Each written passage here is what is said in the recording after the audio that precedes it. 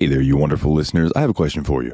Do you want to make a podcast? Well, Spotify's got a platform that lets you make one super easily and then distribute it everywhere and even earn money all in one place and for free. How can you beat that? It's called Spotify for Podcasters. And here is how it works. Spotify for Podcasters lets you record and edit podcasts right from your phone or computer. So no matter what your setup is like, you can start creating today. Then you can distribute your podcast to Spotify and everywhere else podcasts are heard. Video podcasts are also available on Spotify. And when you want to take conversations with your fans to the next level, there are Q&A and poll options available, and those are the best way to get them talking. With Spotify for Podcasters, you can earn money in a variety of ways, including ads and podcast subscriptions. And best of all, it's totally free with no catch. Ever since I've discovered Spotify for Podcasters, it has made doing my shows like the Steam Machine Podcast, Yabs Pod, and the JRPG Report much, much easier to do. Like being able to just go on there, record them, upload it, boom, it's done.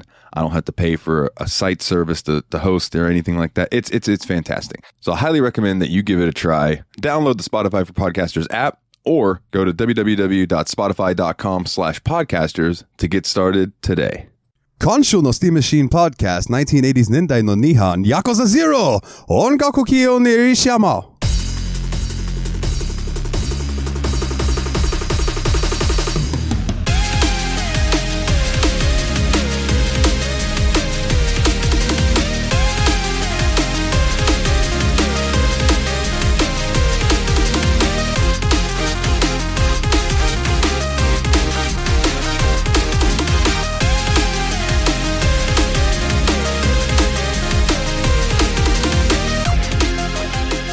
fucked up the last word.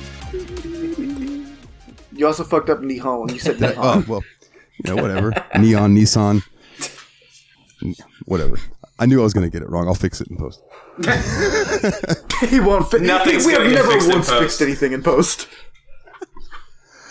Hey, everybody. Welcome back to the Steam Machine Podcast. My name is Dalton, and joining me, as always, are the Destructo Bros. What's up, y'all? It's Nate again. Hey, it's Billy, and we've got a friend. I bet you didn't know we had friends. I'm your friend? Oh, shit. What do I do with this? What do I do with this information? I don't know how to process this. Hug us. What? Naked. Hug us naked. Oh, That's what you could do. Oiled up. Yeah. He just disconnected. What the hell? So this is one Rhythm Master Paul Korn, as he's known in the Tadpog Nation. He is also the author of a comic. Is that right, sir? Tell everybody about yourself. Introduce yourself. Yeah, I'm Paul Korn.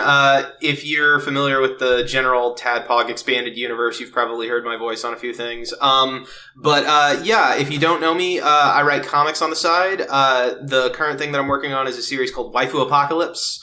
It's basically a zombie apocalypse, but if anime girl body pillows came to life and started murdering nerds at a convention. It's very silly, it's very fun, but it's one of those things that I love pitching to people at cons because you get a very you get a very pronounced reaction from anybody who hears that premise. You know, they either need it in their hands immediately or they are already walking away from the table. So yeah, I really enjoy doing that.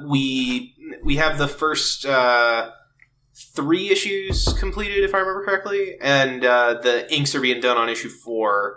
I've got the script for issue 5 done, so it's moving along. I gotta get back to the grindstone on that, but I've had other stuff going on, so hopefully I can get that going. Quit making excuses, Paul. Having children is not other things going on. Oh, That's right. Man, yeah, dude, that's awesome, though. Like, the moment that you first told me that it was waifu pillows coming to life and killing people, I was like, that's fantastic. Mm-hmm. Like, they're still just pillows. They're just wobbly. They have, like, little shark fin things that are nubbing onto, the weapons. They should not be able to hold them, because they're all, like, the replica things at the convention. Those cheap Buster swords and whatnot, But that'll still kill a nerd dead. So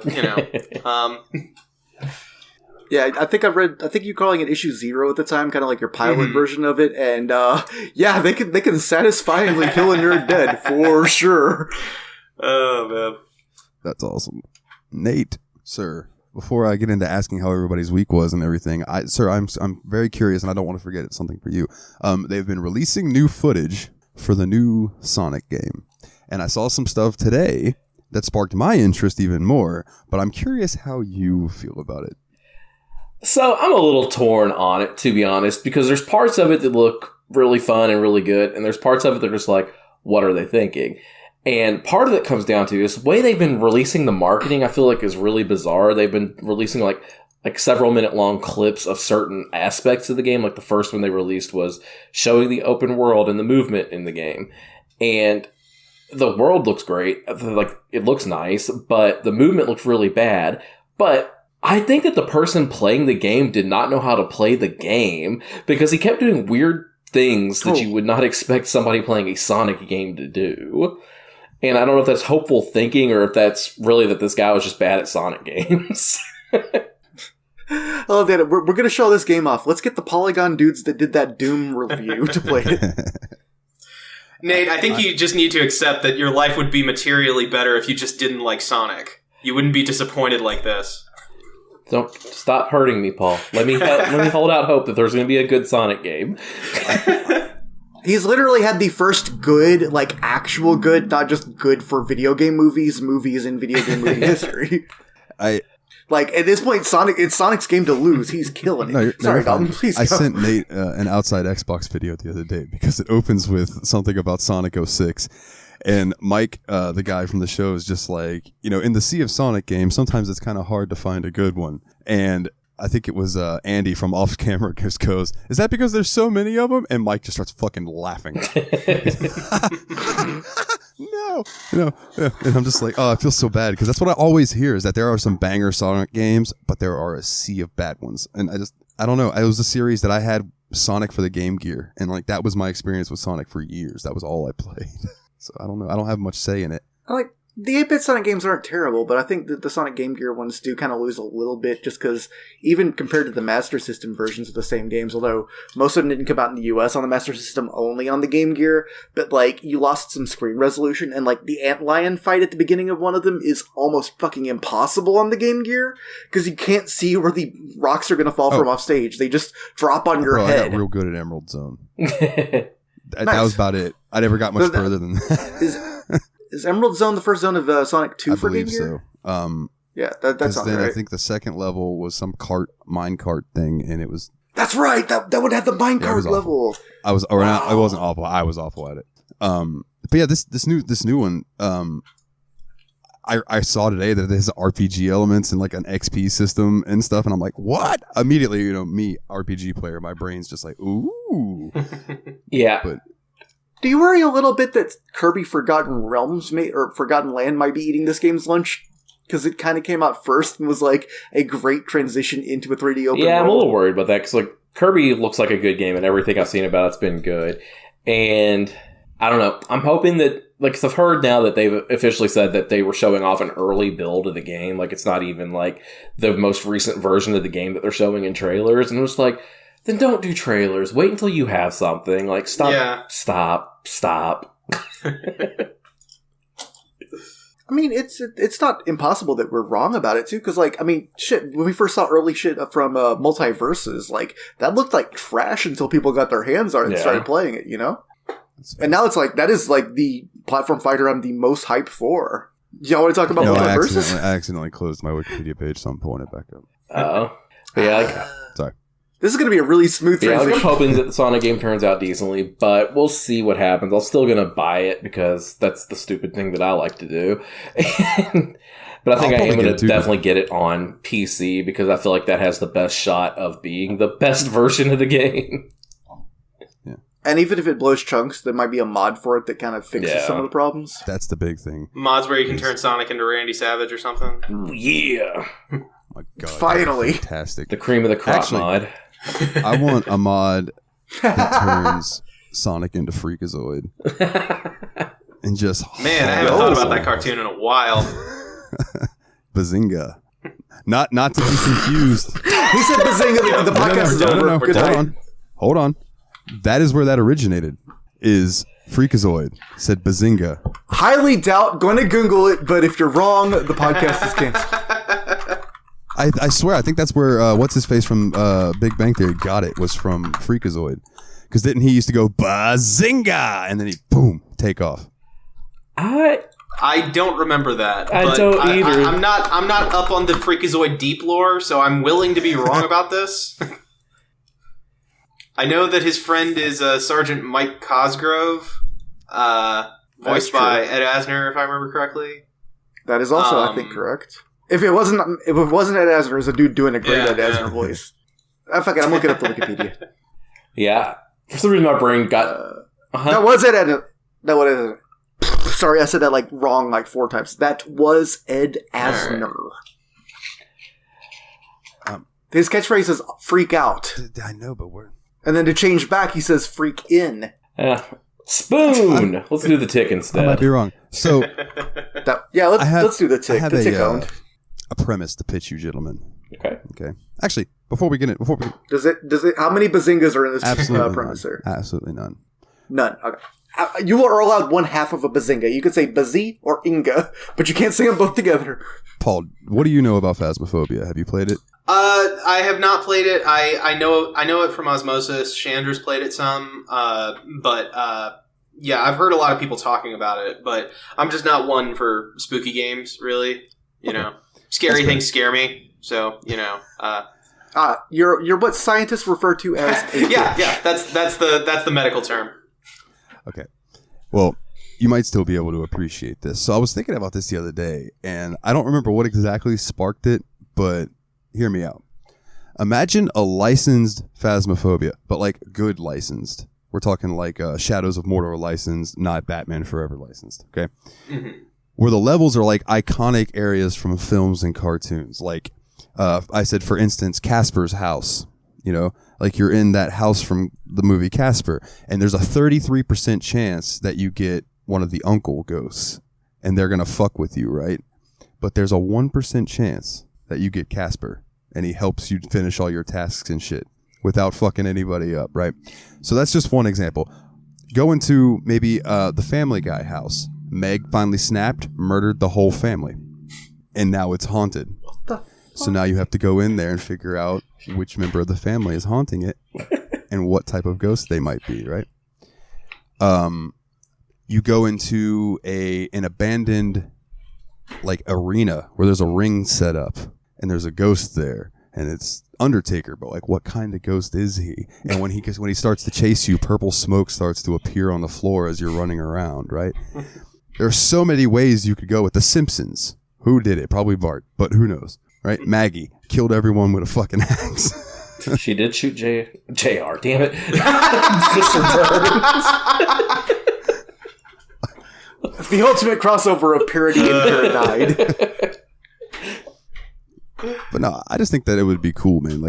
There are so many ways that you could go with it, but I guess having those licenses would be a pain in the ass. So you'd probably have to pick one. Yeah. And that would be the trick.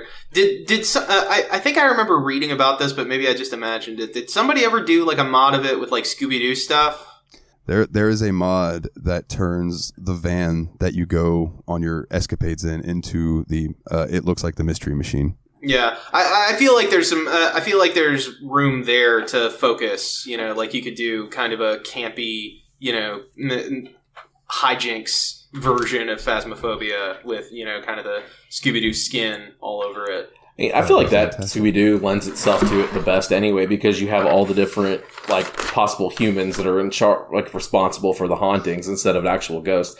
Old Man Smithers again. Yeah. And locations. Locations. There's been all kinds of locations in Scooby-Doo that you could pull from as well. Yeah. They've been going at it for how long has that series been on? Has it been the 60s? That's what I was going to say. I think it was the 60s, right? I think it was late 60s. I was going to say the late 60s, early 70s. I think 1970s. 68. There've been so many. 70. There've been so many versions of it too. The ill-advised attempt to add a family member to the group. I'm talking about Scooby-Dum. I'm talking about the one we don't speak of. But I think it'd be don't hate on. We like Scooby-Dum. Yeah, but Scooby-Doo would be a really good one because you can have its own art style because it'd be the more animated than what you have with Phasmophobia. You could do a lot with just the way it looks. Period. Yeah. Do it like Borderlands, cell shaded. That'd be cool. Make it cartoony. Ooh. The problem is, though, you would know which door the ghost is coming out because it's the only one that's slightly lighter than the other ones. Trademark Steam Machine Podcast. TM. Oh, that would be so fucking cool. I'll start fucking around in Unity and see what we can do. Like, I have Unity. I know C#. Let's go. Yeah, that was basically all I had for the beginning stuff. Is my Phasmophobia idea. How have you been this week, gentlemen? Anything interesting happened to any of you?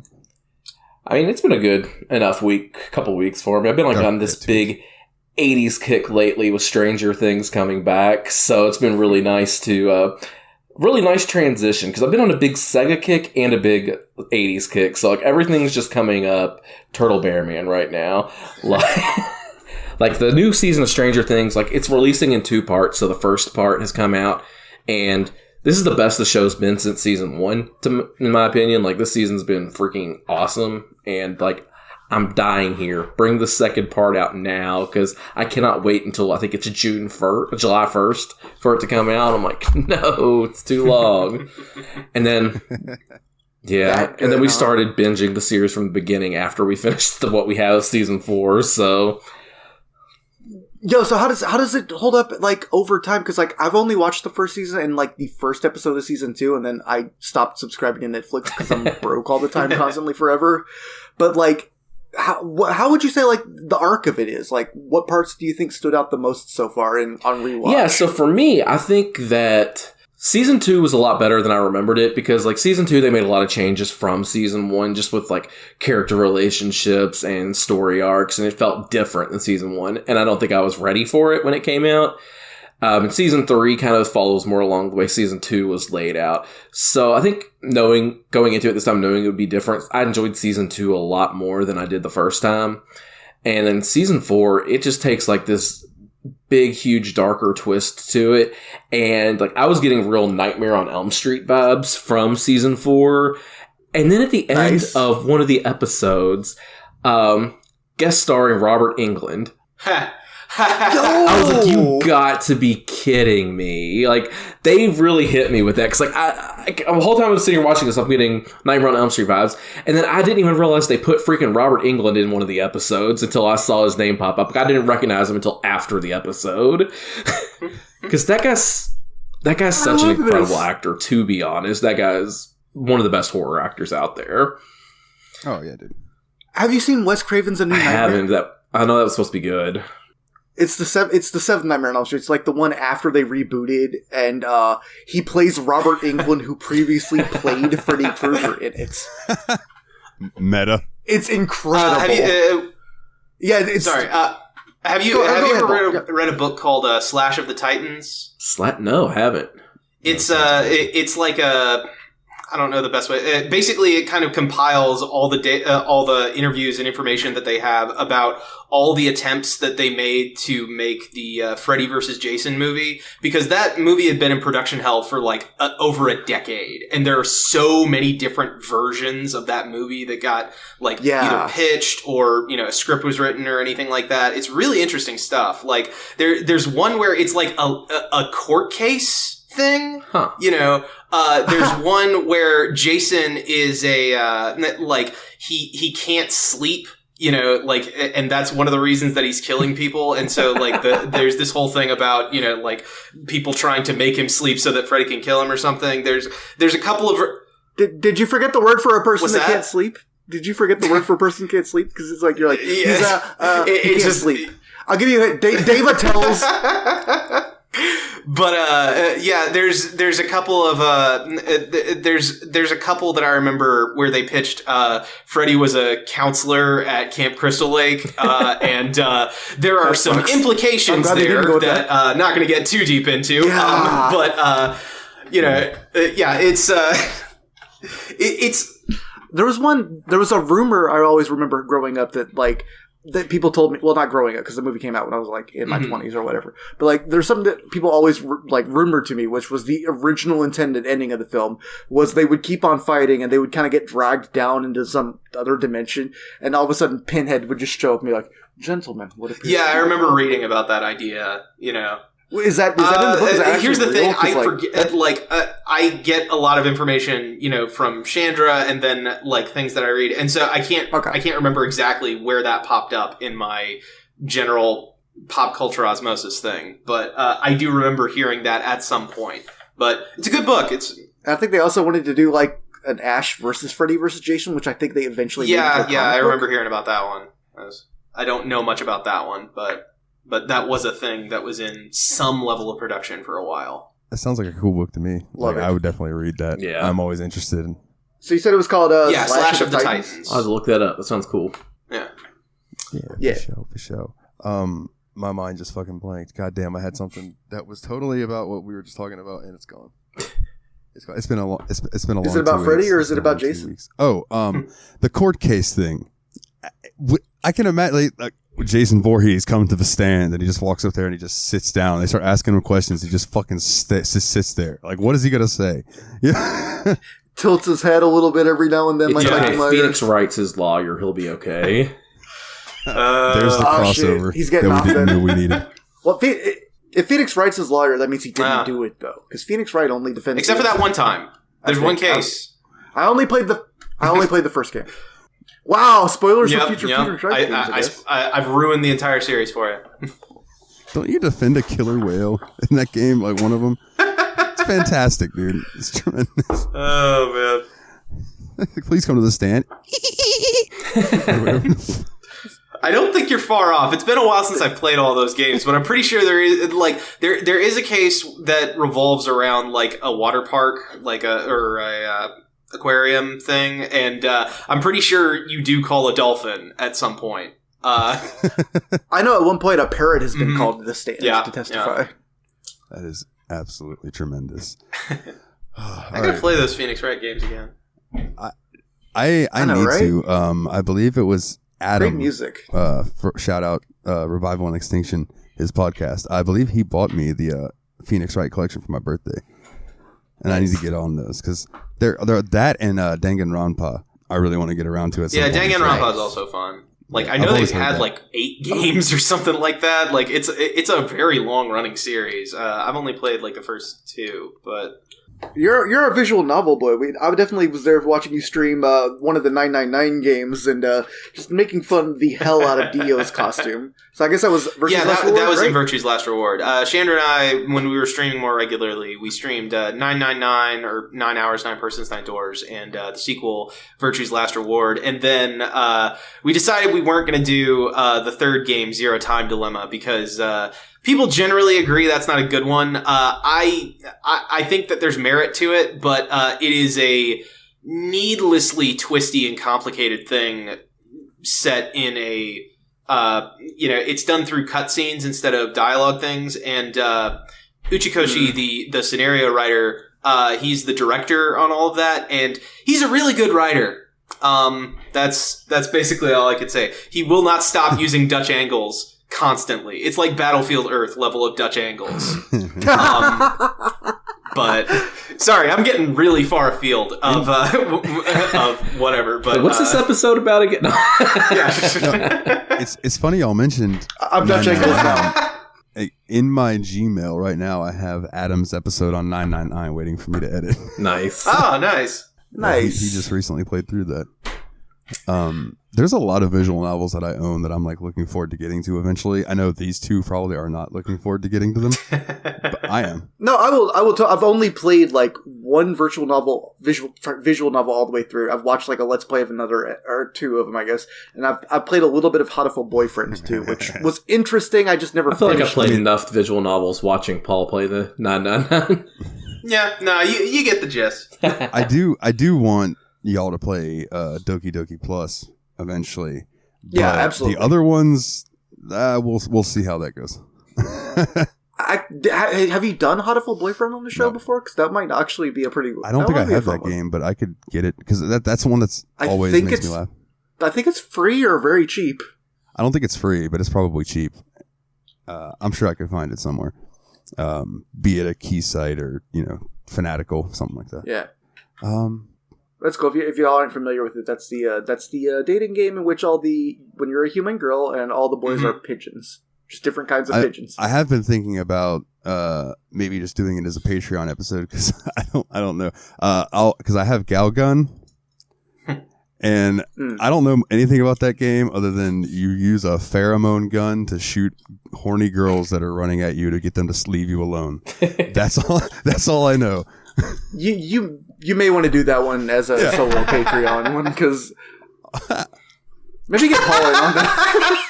He likes the heart pounding type of game. Yeah, get Paul in there. He's a pervert. Yeah, he's a horny boy. Let's let him do it. Oh, I always say, look, I didn't say it. All I'm saying is, if I knew any of the three of you just standing there in a diaper, hip thrusting in the middle of a jazz club, it would what probably the shit be Paul. is that?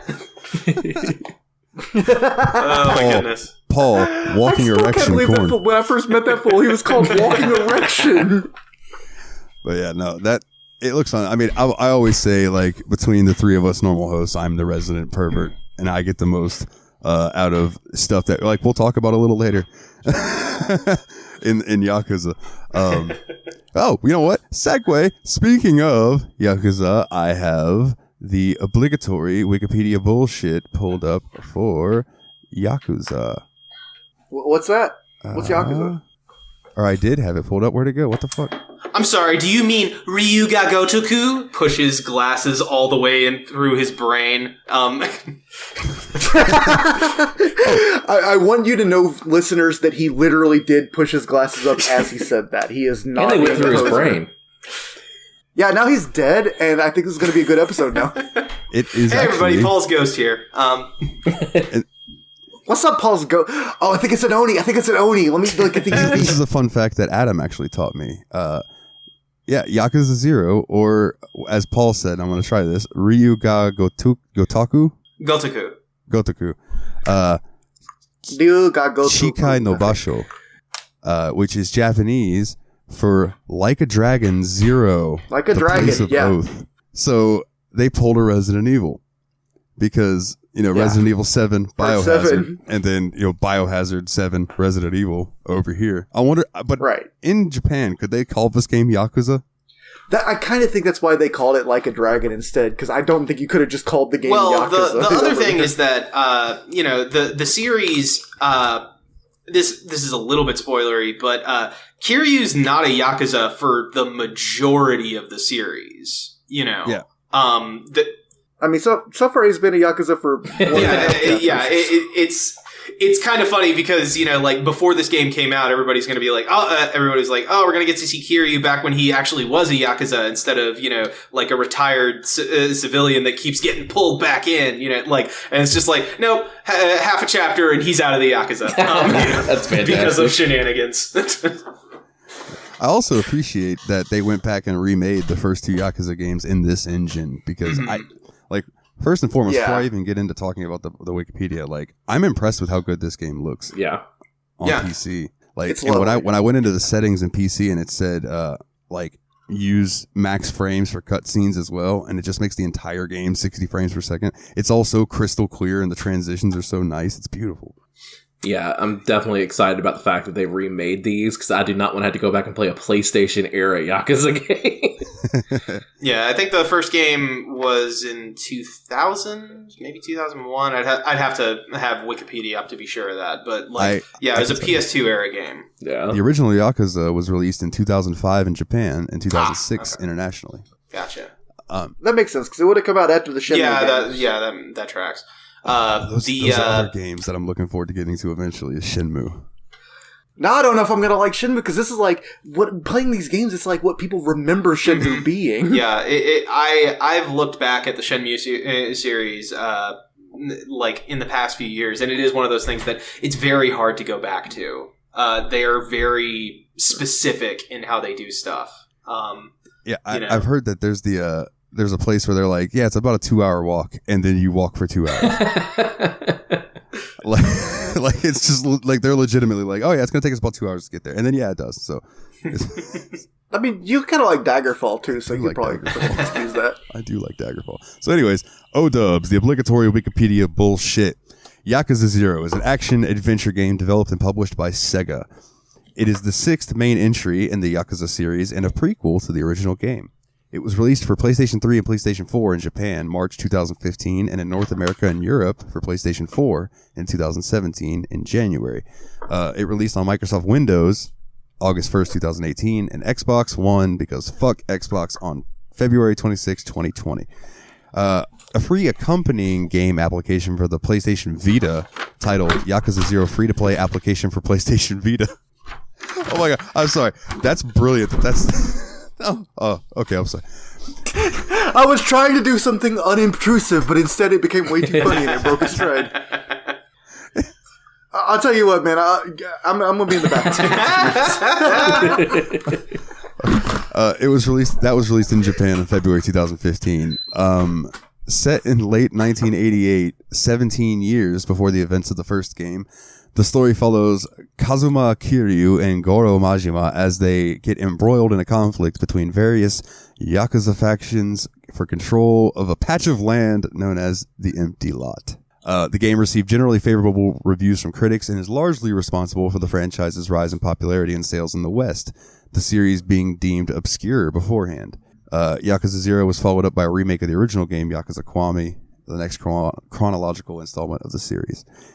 So while Willie's gone, and we can talk about it, do you think that they'll eventually do Kiwami versions of all the games, or do you think that 3 through 6 or 3 through 5, whatever it is, are updated enough graphically and stuff?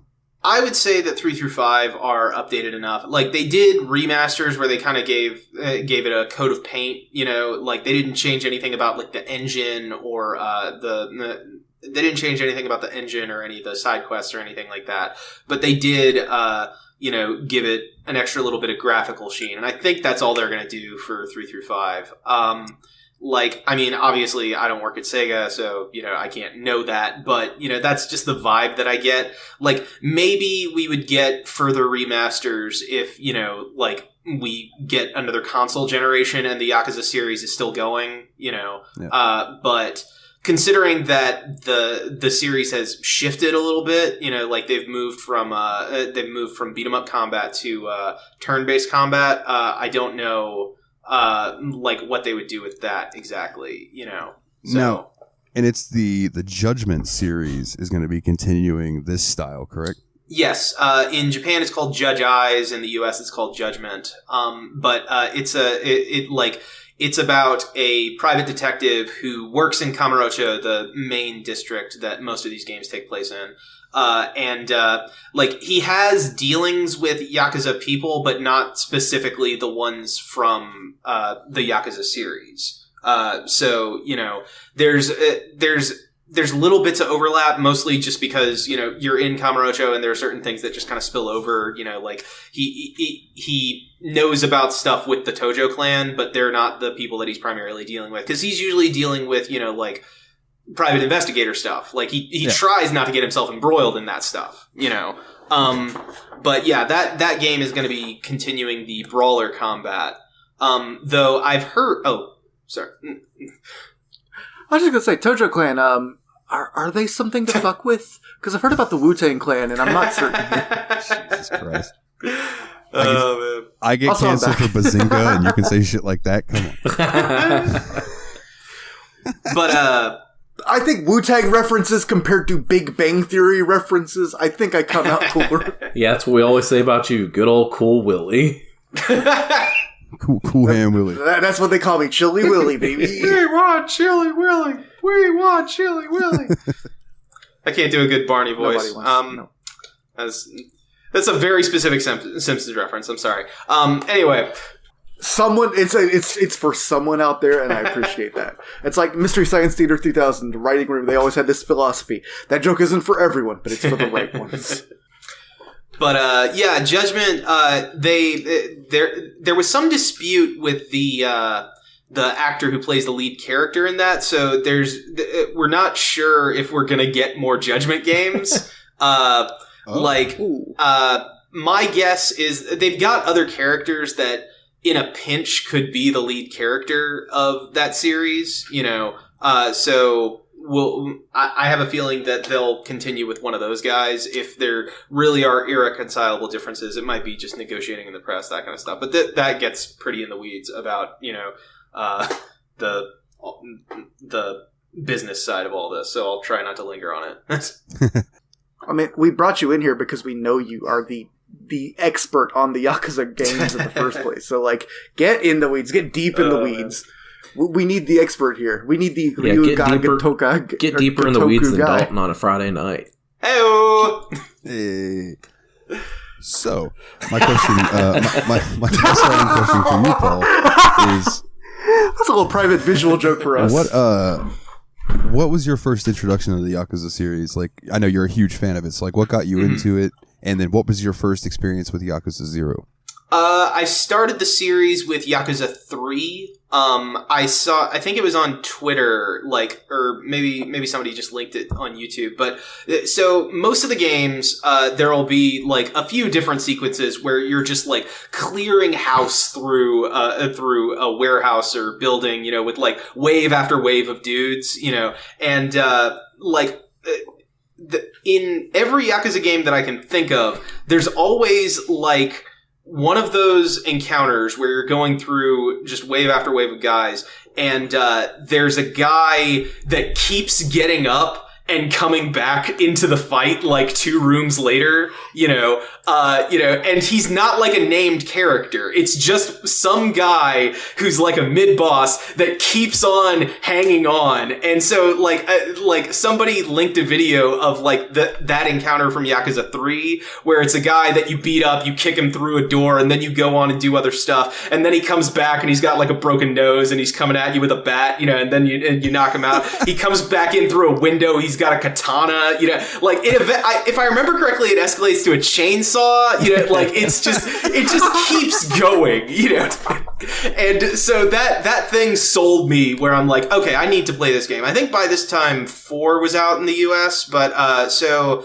I picked up Yakuza 3 and I really enjoyed it. It was extremely my shit, and so I played 4. 5 didn't come out until much later in the US, because it was a pretty niche series at the time. But I got to play that one, and then 0 I got like at release. That was that was the first one, because I had kind of forgotten about the Yakuza series when 5 came out domestically, because they didn't really advertise it much. But yeah, like when 0 came out, I was right there day one, and I was super excited about it. And honestly, it's probably the best Yakuza game. Like they knew that this was a way that they could get a new audience, and so they were firing on all cylinders. They were like, okay, because this is a prequel, we don't have to worry about a whole lot of complicated lore stuff, about everybody's relationships and everything. There's call forwards and things like that, for people who know all this stuff, but like it does not feel like you need to have played all the previous games to understand, what all's going on, so so 0 is probably like it's definitely my favorite Yakuza game. I think I could make a solid argument for it being the best Yakuza game, because it's got a lot of stuff going on, but it's not bloated, and it's got a lot of variety in how the combat goes because of the 2 different playable characters, and both of them have 3 different fighting styles, like it all just, it's all clicking. Yeah. But it's great. It's my favorite in the series. Oh yeah, and that's fantastic, because I think we were even like on the fence as to whether we wanted to do Yakuza 0 or Yakuza Like a Dragon first, and I feel like we probably made the right decision. Like a Dragon would have been fun. We've played some lengthy JRPGs recently, and I think we were so putting it in that bucket. Yeah, I mean, it kind of fits in there, like. I definitely enjoy Like a Dragon, and I'm really curious to see what they do with further iterations of that series, or that branch off. I don't know exactly what to call it, but Ichiban isn't as fully formed of a protagonist as Kiryu is, but the thing that I really like about Ichiban, the guy from Like a Dragon, is that he has like a whole party around him, so you can, kind of build a main character out of, you know, the relationships between him and all the other party members. You can swap in people that, you know, work or don't work, you know, as needed, you know, and kind of get interesting dynamics that way. So I'm really looking forward to seeing what they do with that, moving on. But this episode isn't about Like a Dragon, so Well, I was very much torn between the two, but I figured with Yakuza 0 being the prequel to the long-standing series, I figured that would be a good starting point. Although, the next time I pick a Yakuza game, it will probably be Like a Dragon, depending... Really? Instead of Kiwami 1? Depending on how this game ends, and, like, is it going to make me want to immediately jump into Kiwami 1? You know what I mean? And if so, then maybe go that route. But I'm very interested to see how this fleshes out as a turn-based RPG, because at my heart, you know, I'm a fucking RPG turn-based fanatic. And I'm just very curious how it like transitions. Now, I have played the first couple hours of that game, and it's fucking hilarious right off the bat. I'll give it that. But so was this game. You know, so like I really enjoy the whole atmosphere. I guess you would say the Yakuza humor, the world building that they're doing, and the NPCs are just tremendous. Like, there's so many cool people to run into. My favorite description of this series, like any Yakuza game, is imagine that you're watching like a really good Martin Scorsese gangster movie, and it's interrupted every like 20-30 minutes by an episode of The Simpsons. that gives you a sense of the tone of these games. It really shouldn't work, but somehow it does. Sorry, I didn't mean to cut you off. I just no, you're fine. It's very much like the sub stories, I think they're called, are there to like give you some relief from some of the seriousness of the actual main story. Yeah, sure. Like the contrast in it. It's like there's points in this game where I've been sitting there laughing my ass off, and there's other points in the game where I'm sitting here holding back tears, like oh god. Like it's just the dichotomy of it, or the way it just makes you feel things. It's like really impressive, especially for a game where, you know, the voice acting is all in Japanese, so like you're doing the bulk of the reading yourself, unless you're somebody that's bilingual here. So just like being able to get that emotion from the actors are really good. Mm-hmm. Yeah. By the way, like when I first opened the game, I was like looking through the menu, like I want to change the language because I'm sure the original Japanese voice acting is going to be great. And I was so bummed that I couldn't find the voice acting switch or whatever. And turns out no, there's no English dub. Like I just started to get like, oh, okay, great. They started doing English dubs with either, I can't remember which came out, if Yakuza 7 came out or I think 6. Lost Judgment. Like I think it was either Judgment or Yakuza 7 that had the first dub. Well, technically, the original Yakuza game on the PS2 had a dub. Nobody liked it. Mark Hamill voiced Majima. I guarantee it's trash. That's what I was about to bring up, is that I read the other night that Mark Hamill did Majima, and I'm like, that's tremendous. Yeah. But that's why I thought 6 would have come first. So Mark Hamill was in the original dub back in like 2005-6. So is he like the only professional voice actor? That's the only one that I remember reading about, but I don't know enough about. I know that Sega's kind of famous for having bad dubs, like you think of your House of the Dead or whatever. But yeah, now suffer like Julian. That's good times. That's good time. We do love a Mark Hamill voice acting on this channel or on this podcast, for sure. So, Nate, Willie, whichever one of you wants to decide to go first. Opening thoughts, like when you first started loading up the game, what were you expecting going into it, and maybe how has it lived up to that so far? You know, what opening thoughts. Yeah, so I don't know exactly what I expected coming into it. I knew that, you know, me and Paul have been buddies for a few years now, quite a few, probably a decade. Good God, I hate you. God, we're old. Yeah. Anyway, so like I knew he loved the series, but I had no experience with it at all. Like I'd seen him stream a little bit of Like a Dragon. I was like, okay, this looks ridiculous. So I wasn't sure how to expect Zero to be. So when I got in, I didn't have very much expectations at all. But pretty much immediately, I was wrapped up into the world to see how these characters interacted. Your first thing you do, if I remember correctly, is you're on basically a hit. Well, not a hit, but you're supposed to be beating the crap out of this guy to collect money for the bank. And just where it goes from there, just hits you with story fast. And the story is compelling and very, very good. Mm-hmm. Yeah, very well written, for sure. What about you, Willie? I'll say Paul is also one of the main people that was trying to push me to this series. So, like, that's one of the reasons I'm so stoked that it came up. And I'm like, we got to have him on for this. But, like, he knew that even before we started playing. Like, I have another friend who lives in Japan now, Lysandra, who also loves the shit out of this series, which is why I know it's called Ryuga Gotoku. Something like that. Because she always calls it RGG whatever instead of Yakuza.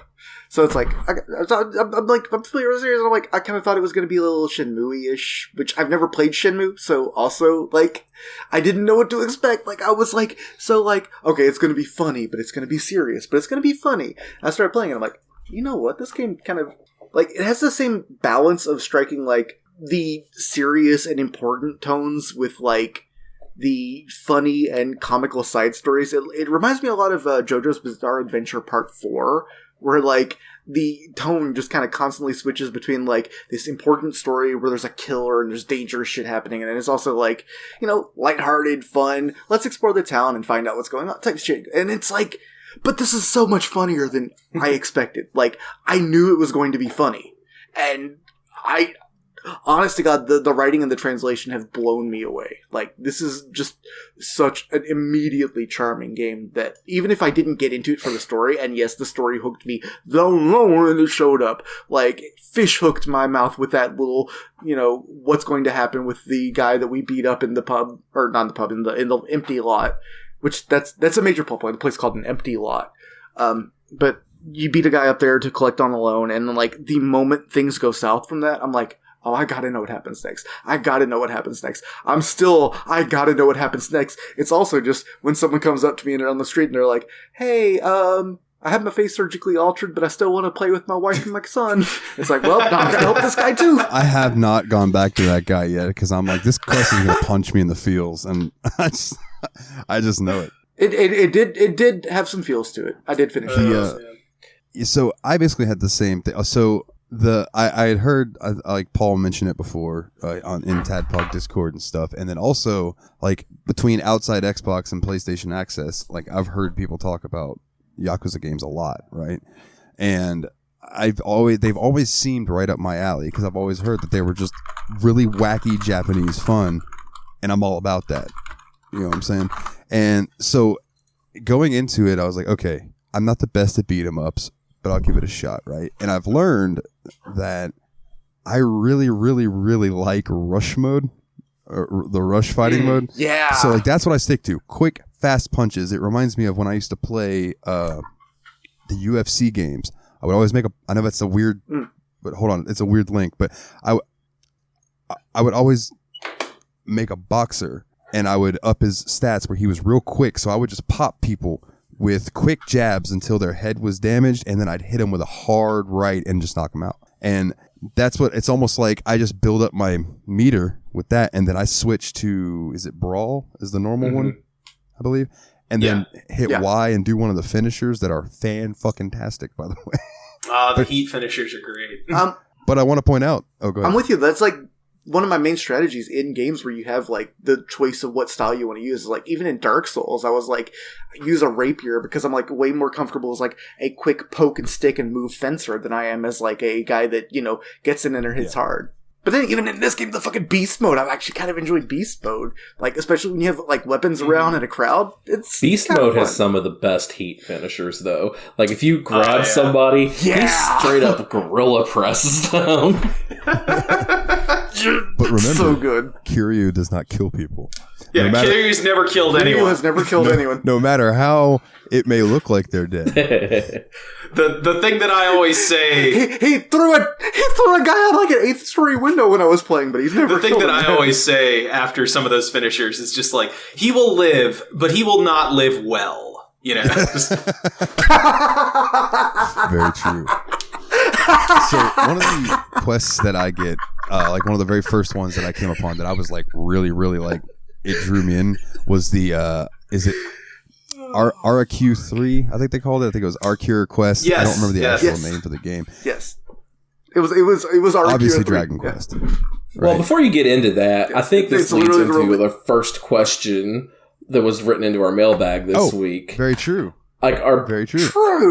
Good Yeah, Good our show, good buddy Ernest. Aries or Adam wrote in this question for us. What is the funniest minigame /side event /side quest in Yakuza 0? And I figure you can lead that into funniest and most memorable. So, Dalton, why don't you get started on that? Oh man. Then yeah, one of the first ones I ran into was the Akira Quest one, and that one is one of the ones it immediately like cuts into the humor side of the game, because you're going to help this kid, and then you see this kid get robbed for his game, so you're like, oh, okay, I'm gonna go get that back. So then you go up to this dude. It's like this high schooler who's like, fuck you, old man, I'm gonna grind you for experience. And then you fight him, and he's like, no, actually, I got robbed. It got taken by some dude, and so it's a guy with a knife. So then you gotta run and find that guy, and he's like, fuck you, you're not taking this game, let's fight. Pulls out his knife, and then you gotta fight him, and then he's like, oh, well, I got robbed. It's fucking, we got robbed again. So it's just, you're going on this, like, it's like a fetch quest that will never end, right? You're just going between these people, but it ends up at the end. For one, this is where I realized, like, somebody in this game has a gun, don't get shot, avoid that motherfucker, it hurts a lot. Yeah, it's a problem. Surprising, right? Whoever thought guns would hurt you. Most doctors agree, don't get shot. But yeah, he just, like, you beat up this guy, and then all of a sudden they hit you with some feels, and they're just like, yeah, oh yeah, I was stealing this game so I could give it to my son, and I wish I could remember the kid's name, but the kid comes walking up that you were originally getting the game for, and it was his son, and you're like, oh, what the fuck? Yeah, because he's like estranged from his kid because he's like a Yakuza, and it actually does kind of hit you in the feels a little bit. I remember I actually did that quest just recently, because I wasn't doing as many of the subquests this time, but that one I was just like, yeah, I'm gonna go ahead and do that one. And like that first thing, like the high schooler, just acting like he's tough shit, and I'm just like, hey, you just brought piss to a shit fight, just like ran up on him. Oh man, he was not ready for a man who's like 10 years older than him to just body him. I just want that. I want that sentence forever. You just brought piss to a shit fight. That is. When I went into that quest, I had full heat gauge. So, like, the first two fights, the fight started, and I just hit him with a heat move and won. It was the most satisfying thing ever, is when you get one of those cutscenes where it starts off and it's just the one guy and you got to fight, but you have a full heat gauge, so you just and just wreck him, and it's over. It's like, yeah, fuck, we'll cure you, bitch. Oh, man. What about you guys? Do you have any standout subquests? I know there's a lot. I have a whole list of them here that I'm looking at. I got one I would like to bring up, man. Fucking. Go. I'm sorry, Nate. You want to go? Okay. The one where there was like this cult that so there's a woman that's like over there like just chatting with these two cult members, and like she's clearly upset with them, and she's like trying to be like, what'd you do with my daughter and all that, and it turns out that the daughter had been kind of brought into this cult, and then she tells you to basically go infiltrate and send her a message, just tell her your mother misses you or whatever. And so you get in there, and like the cult is absolutely cuckoo bananas. They've got these like chants and stuff. They're like, what was it? I had a note. Oh, actually, I still have it on from me. I can't read my own handwriting very well, but it's Shure Pipi, Shure Pipi. And so they've got these cult terms that they use for everything. Like, you even get tested at the end of like the initiation or whatever. But you find the girl, and you kind of give her a message, and then the cult leader is like, "Oh, you didn't give us any money. You didn't give us money. We have a special sermon you can do with And it's basically like, clearly the cult leader is like soliciting like young women for sex, and it fucking sucks. Then you get into the back room and you just beat the shit out of him, and it's so satisfying. But then at the very end, he's like he's like absolutely breaking kayfabe. He's just like, call an ambulance. But the cult is so brainwashed, they're all just over him like, we'll do the rite of healing. And they're just doing all these goofy arm movements while he's begging for medical attention. All of his bones are broken. You fucking idiots, I need it's so goddamn good. Oh, man. Yeah, he sewed his own notes with that. What about you, Nate? Yeah, so one of my favorites is like one of the early first ones that I did was got to help be a producer on a TV set. So, which is a really hilarious one. But I don't really want to get into that one because there's one that kind of comes after that where you run into the director from that movie again, from that TV show again. Yeah, and this time Really? he's like, I have this special deal. I'm working with this American pop idol to create a music video, and this is going to be my chance to make it big internationally and everything like that. So first, come meet the director of this music video. So you get in there, you start talking to him. It's this guy named Steven Shining, and this dude is 100% Steven Spielberg. Like, if you look at him, and it's just hilarious. And it's like, do you know this guy? The Japanese guy's like, do you know who this man is? Like, no. He's like, oh, he directed all these wonderful movies, and I wish I could remember some of the jokes, but he makes references to, like, E.T. and stuff like that. And they were like, then you find out that you're doing a music video with Miracle Johnson. And when Miracle Johnson comes up, it is 100% Michael Jackson with the hee-hee and all that kind of stuff going on. That would be like Beat It Jacket Michael Jackson era, wouldn't it? It's Thriller. Awesome. You're literally recording Thriller. And your job in the music video is Miracle Johnson's so dedicated to his craft that he wants the zombies to actually come and fully attack him.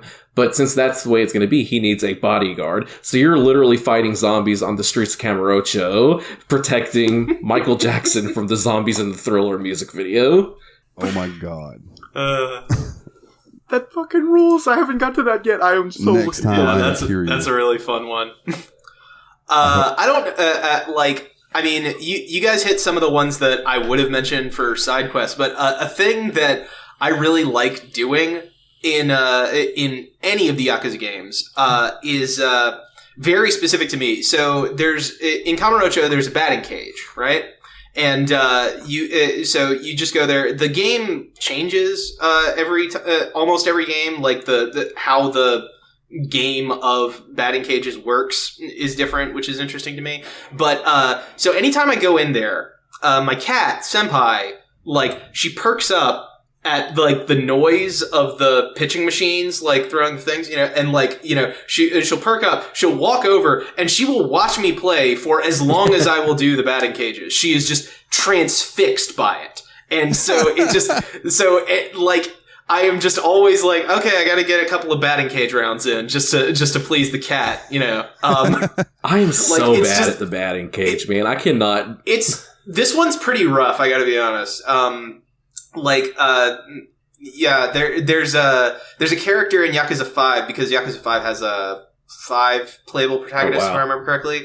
And he's like a former baseball player. Like, he's a disgraced baseball player, for reasons I won't get into. But, so he has like a whole, he has a whole mini game built around that. My favorite thing about that guy, I just wanted to bring this up because it's a thing that I really like about these games, is that they characterize through the gameplay in interesting ways. Like, so the hook with this character is that he's really good at weapons, and his whole fighting style kind of revolves around that. But whenever, if you're in a combat situation and you try and pick up a bat, he'll look at it, just kind of solemnly sigh and set it back down, because he respects the bat too much to use it as a weapon, because he was a pro baseball player. He knows what goes into this, and no, I can't use it like that, dog. And it just makes me, I'm just, it's so good, like. That's a nice touch, yeah. Absolutely. One of the quests that I liked, and it probably made some of y'all uncomfortable. I don't know, Paul, maybe not you, I don't know, but. Yeah, Paul, you're a pervert like Dalton. You're walking down the street and that girl is trying to be mean to the guy, but she keeps apologizing, and he's like, I'm not coming back unless you get better at your job. And then she just like asks you to train her to be a dominatrix. She's like, will you please help me? And I was like, yes, I can help you, actually. So I made that girl make that dude fucking like, oh yeah, she did well. She came out of it on the other side being a much better dominatrix than she went in. Same. And I think that was the first time I got the message that it was like, you can go to the erotic video place and now watch a new clip. And I was like, really? So I went over there and I watched it, and I got the achievement that's called I did it for the achievement. And it was sexy. Like, the girl looked good. It got a little weird when she pulled the balloon out, and I was like, she was just like holding and rubbing this balloon, and I'm like, all right, well, that's kind of strange, but like, whatever. It was. She looks good in her undies or whatever. And I realized that that's a thing in this game, is unlocking those and then finding the collectible phone cards like you get in Vegas. Mm-hmm. I had a buddy telephone cards for all the different girls. Yeah, I had a buddy of mine come home with a fucking stack of them, and he goes, "Here, man, look through them. It's wild." He goes, "Dudes just hands you these, like, hey, you want to get some pussy? Here you go." Jesus Christ, Vegas is wild. I was hoping one of you guys would bring up the dominatrix thing, because like literally I was talking to Lysandra. I was like, I'm on chapter 4 or whatever, and she's like, "Did you get to the dominatrix scene?" I'm like, "No, I missed that. Everyone else was talking about it. I want to know what that was." Yeah, it's just a sub quest that you'll come across. I think she's on Pink Street, but okay, Yeah, on 2 Pink Street, not 1 Stink Street. but that's one thing. Like talking about just like the street names and everything is that. One thing that I love about this series is that it always, like, I mean, they have stuff going on in other areas, but every game always comes back to Kamurocho. And so you become very familiar with this area. It's not a huge open world. I think it's like maybe 7 square blocks, if that, but the thing is, like, the thing is that you start to get a sense of where certain landmarks are. And it especially with a game like this, where you're going that far back in time, it's interesting to see what was there so long ago. Like Sushi Gin has just always been there, or Sushi Gin. I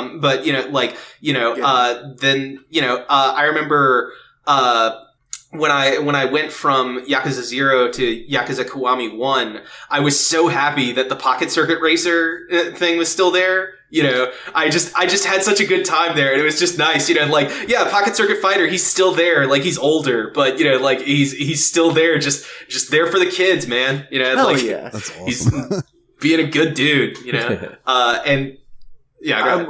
A little sad I didn't get to spend more time with Pocket Fighter, man. That guy was awesome, and like I got some more parts. I was gonna go back there, and then I accidentally ended the chapter, and it's like, oh well, now you're. I haven't even been to that place yet. Yeah. Yeah, it's up on the northwest side of town. Yeah. One of my favorite things about the subquests, though, and I can't really get into too far what I mean by this because of spoilers for later chapters for people who haven't gotten there yet, but how some of these characters you meet in the side quests come back later in the game to help you with other aspects, which I think is a really sweet touch when you get to meet these people again. I think I know what you're talking about. Roughly, like, yeah. I walked out of a building and there were just 2 of them. Yeah, and I was like, hey, motherfuckers, I know you. Yeah. So. There's a ton of sub stories. Like, we could spend like 3 hours talking about just sub stories. But so I'm curious, like, what about the side games? Now, I haven't done the Pocket Circuit Racer yet. Although I do want to save up 50 million yen and get this really cool one I found in some store. The pawn shop. Yeah, that looks awesome. Whatever that little car is looks bad. Yeah, so right off the bat, the one that jumps out to me as my absolute favorite is the karaoke. Like, you just can't get around it. Doing karaoke is a blast. So I was getting kind of upset that I hadn't 100%ed any of them yet. So I just, like, last night, I just sat, I think it was last night or the night before, I just sat there and did Judgment for like 10 times until I got the 100% on it. It's like, I need to 100% this song. Dude, I got to tell you, last night I did Judgment and I got a 98 and I was so proud and I minimized the game to come share it in Discord and then saw on Steam where you shared that you got 100 and I'm like, oh, well, fuck, this isn't impressive. I'm not even going to share Breaking the law. Oh, yeah. Breaking the world. If I can find an MP3 of that, absolutely ending the episode with that song. If I can find Nice. Hell yes. For sure. Yeah, It's been like stuck in my head. Bakamitai is the big meme song, because that's the one that's available basically in every version of Yakuza.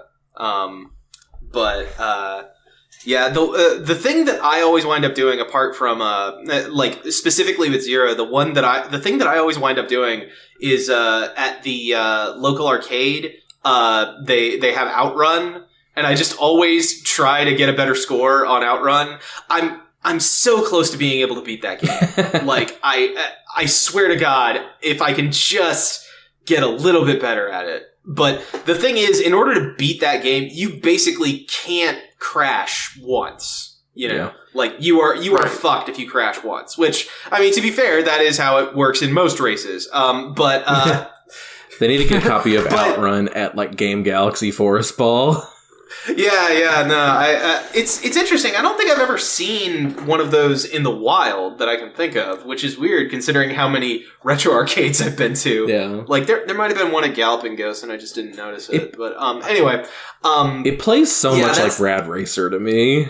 Yeah, no, I get that. It's not really usually it's got that pole position. It's not usually my kind of game, but I think I just got it in my head because there's a person at the arcade that challenges you to beat her score, and I'm just like, well, clearly I'm going to do that, you know. And then there's a thing later in the game that, you know, it's an optional challenge to get an even higher score later, you know, and so in my initial playthrough of this game, I just I grinded it so hard until I could finally hit that 5 million, you know.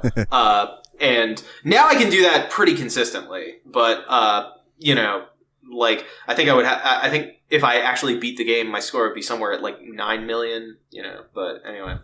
Yeah, so I play that a lot. I like the Pocket Circuit Racers. Batting cages are super cool, but I could just list off all of them. Basically everything except for Mahjong and Shogi, which I just don't understand the rules to. So, you know. See, yeah, Mahjong, the Mahjong that I'm familiar with is Shanghai Mahjong, which is way different. The solitaire way version? fucking different. Yeah. So the oh my goodness, my brain just fucking, what the fuck is going on with my brain today? What were you just fucking talking about? I apologize. You're just too mesmerized by the handsomeness of Mahjong. The no, the not Mahjong before that. God damn Shogi? No, Outrun? before that. Outrun. Oh my god, thank you. Jesus fucking Outrun? Christ. Outrun. I really appreciate that they stuck these older games in here, that you can just play them, like Outrun and Space Harrier, right? Mm-hmm. And then I think it was in Like a Dragon. Oh, when I was fucking around, I played through an entire playthrough of Virtua Fighter 5. Yeah. Or something. Yeah. I'm like, that's so cool. And did they continue that in the other Yakuza games? Yeah, all the Yakuza games have, like, in those arcades, because those arcades are pretty constant, you know, like, they'll have, like, a couple of them in one arcade and then a couple of them in another arcade, around, like, in the most recent Judgment game, they had, Sonic the Fighters, Nice. which is the Virtua Fighter, but Sonic the Hedgehog characters, you know. I think in Yakuza 6 they had one of the Puyo Pop games.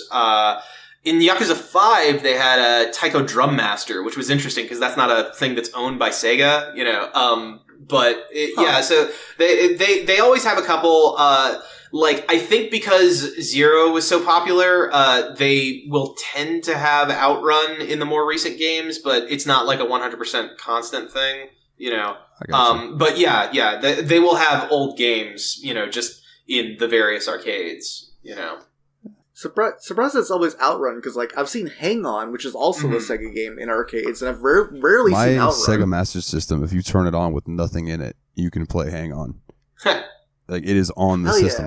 Yeah. Have you played Super Hang On, the Sega Genesis version? It's awesome. It has, like, this, like, this custom mode where you, like, can build your vehicle up, you put more parts on a motorcycle and shit. Cool. It's awesome. Love Super Hang On. It's in the you can Sega actually play Super Hang On in Spectrum. Yakuza 0. Like, Wait, this is kind of a spoiler, but you have to, like, it might be available in Majima's arcade, I'm not positive, but in Kiryu's arcade, not the big one, but the little one, there's the clerk that challenges you to get higher scores on Outrun. If you build up your friendship with her, then there's double entendre shenanigans where she says she's going to give you a ride if you beat her score, and then it turns out that she got the new Super Hang-On machine for you to play. You know, Fantastic. That's awesome. That's good to know. So I would say that, like, my favorite side thing that I've come across so far has been Puzzle Pool. Oh yeah, I forgot about that. I hadn't tried that this time. It's very lucrative if you can get it. Like, you can win you can win up to 9 million yen if you can get all three of them without fucking up. I have not yet. Actually, I take that back. I did it one time. But the final shot is tricky. But it's very much like, you know, they give you the line that you can aim with, and you can make the camera go above the pool so you can kind of do your trick shots the way you do. The real kicker is figuring out how hard to hit the motherfucker. Like, because they have it set up where, like, there's, like, these dollar bills, or I guess it would be yen, just stacked up, and then there are 2 8 balls, and you cannot touch the 8 balls. If you touch the 8 balls, that's dead. If the white ball goes into the hole, dead. Like, it gets kind of tough, but it's very fun. I don't know. I like puzzles, so it's just fun for me. What about you, Nate? What about you? Side game, favorite game story thing. Willie, what about you? He's put. Oh, yeah, you're pointing at me on my screen. On my screen, I'm pointing. Sorry, at I already went. I was the first one to go. Did you? Oh God, I'm an idiot. Willie. Yeah, I'll go ahead and say this. I was actually a little surprised to find shogi in this, because I only know a little bit about shogi, but I know just enough to be kind of dangerous. Like, not dangerous in the sense that I can beat any actual shogi player who's played more than 10 games of it, but I know, like, what the pieces are called and how they move and shit, and, like, the basic rules of it. So, like, I actually went in there and I went to the shogi parlor and played the first challenge, which is just beat the opponent if they only have a king and 9 pawns and nothing else. And then I played the lowest ranked player in the shogi parlor and somehow won that game, despite the fact that I was losing on material for most of it, because dumbass left like his king on the back rank, and I had a dragon rook on the 8th, and just kind of, it was like X-raying it so I could drop a gold general right in front of it, just push, checkmate. Shogi is so for people that don't know shogi, it's like chess, except when you take a piece, you basically, now instead of killing the guy, you've basically captured it, and you can play it as your own piece instead of using a turn. And that's like a really cool idea. But also the pieces are a lot slower in shogi, and the board is larger, so like things don't affect the entire board as much as they do in chess. So it's kind of like a little bit more localized. It's like battles and wars, kind of like how Go is. So that was kind of neat. Then I played the fucking when I switched characters in chapter 3, like, which we're gonna get to absolutely, but I played that guy, and I'm like, I'm a beginner at shogi, and he's like, oh, I'll play as like a 10th queue, and then he just beat my ass to death. Like, absolutely crushed me at shogi. Like, I felt like chess idiot. But he said he was 10Q. He's supposed to be a beginner. So we can use that for a good transition. So you do start the game as Kiryu, and you play through the first 2 chapters, which kind of... and this is where we're going to start getting into a little bit of spoiler territory for listeners. So just fair warning. That guy that you beat up in the empty lot ends up coming up murdered, and Kiryu is like, well, he was absolutely not dead when I left. And then, and correct me if I'm wrong, I believe he ends up deciding, in order to not dishonor the name of is it Kazama?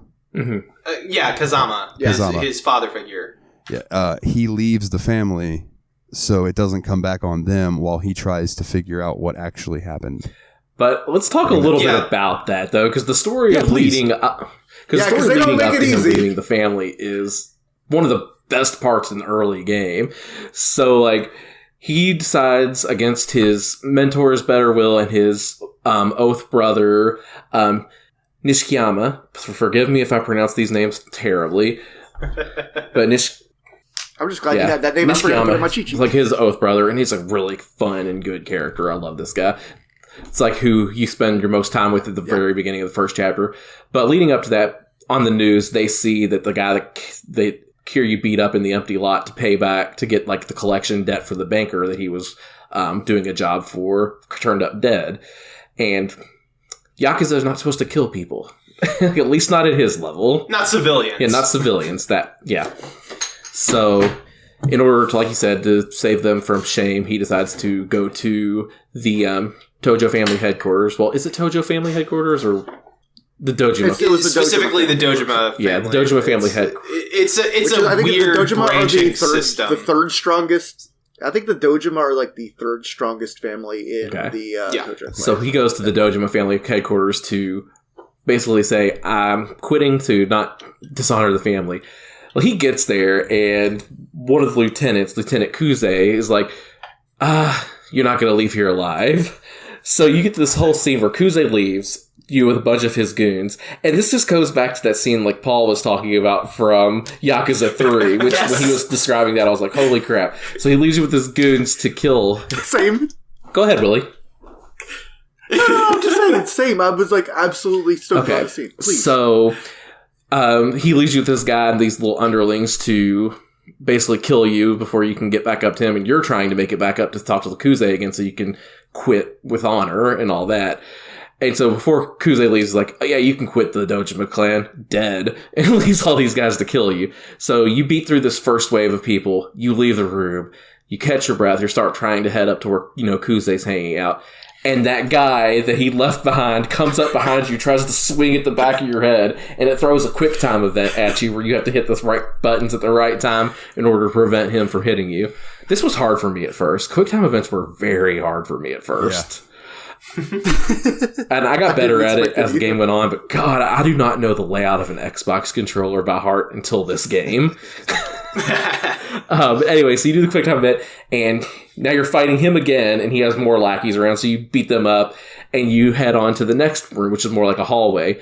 Dude comes at you behind again. This time I think he had like a baseball bat. He swings at you, and it's more quick time event where you gotta stop and everything. And you beat these guys up again because he has another gang of lackeys with him. This was one of my favorite ones, though, because there was a window in that room with me. And I was beating up one of the lackeys, and I do the heat finisher where you press the Y button after a grab where he picks up the guy. I defenestrated a dude. I threw him straight out the window. And it was one of the most satisfying knockdowns in this game that I've seen yet. It's just that early in. Man. So anyway, you continue going on, and you end up in this bathroom finally. Guess what? Dude busts in with I think he had a katana at this point. Yeah, he literally had a katana. And you're just like, God, this guy doesn't quit. And so finally, you beat this guy, and that's the last time. And you're like, that was a crazy boss fight, right, guys? That was nuts. Right. So you walk in, and then Lieutenant Kuze's there, ready for a real boss fight. Yeah, the real fight. Yeah. Yeah, if he's got his shirt off so you can see his awesome back piece. Yeah. His badass Yakuza, their whole thing is they get tatted but not where you can see it, right? So not the neckline and not the wrists. Yeah, tattoos are a much bigger deal in Japan because they're very closely associated with Yakuza, just in general. Yeah, I think I remember hearing, I think it was Anthony Bourdain had to wear long sleeves over there because he had tattoos on his arms. They were like, oh, no, you got to wear sleeves, boo. So. Yeah, it's pretty common with a lot of guys. I think the wrestler John Tenta had to wear a big cover-up when he wrestled in Japan because they thought he would look like Yakuza otherwise. Yeah. And so that was actually a pretty hard fight for me, at least, was fighting Kuze for the first time in this game. I don't know about you guys, but ever since the very beginning of the game, fights have been so much easier for me. I haven't really struggled with anything since the beginning of the game. But, that was so hard at the very beginning. I was like, oh, this is going to turn into one of these grind fests. It's going to be really hard to get anywhere in. But I haven't really struggled since then. But that fight was nuts.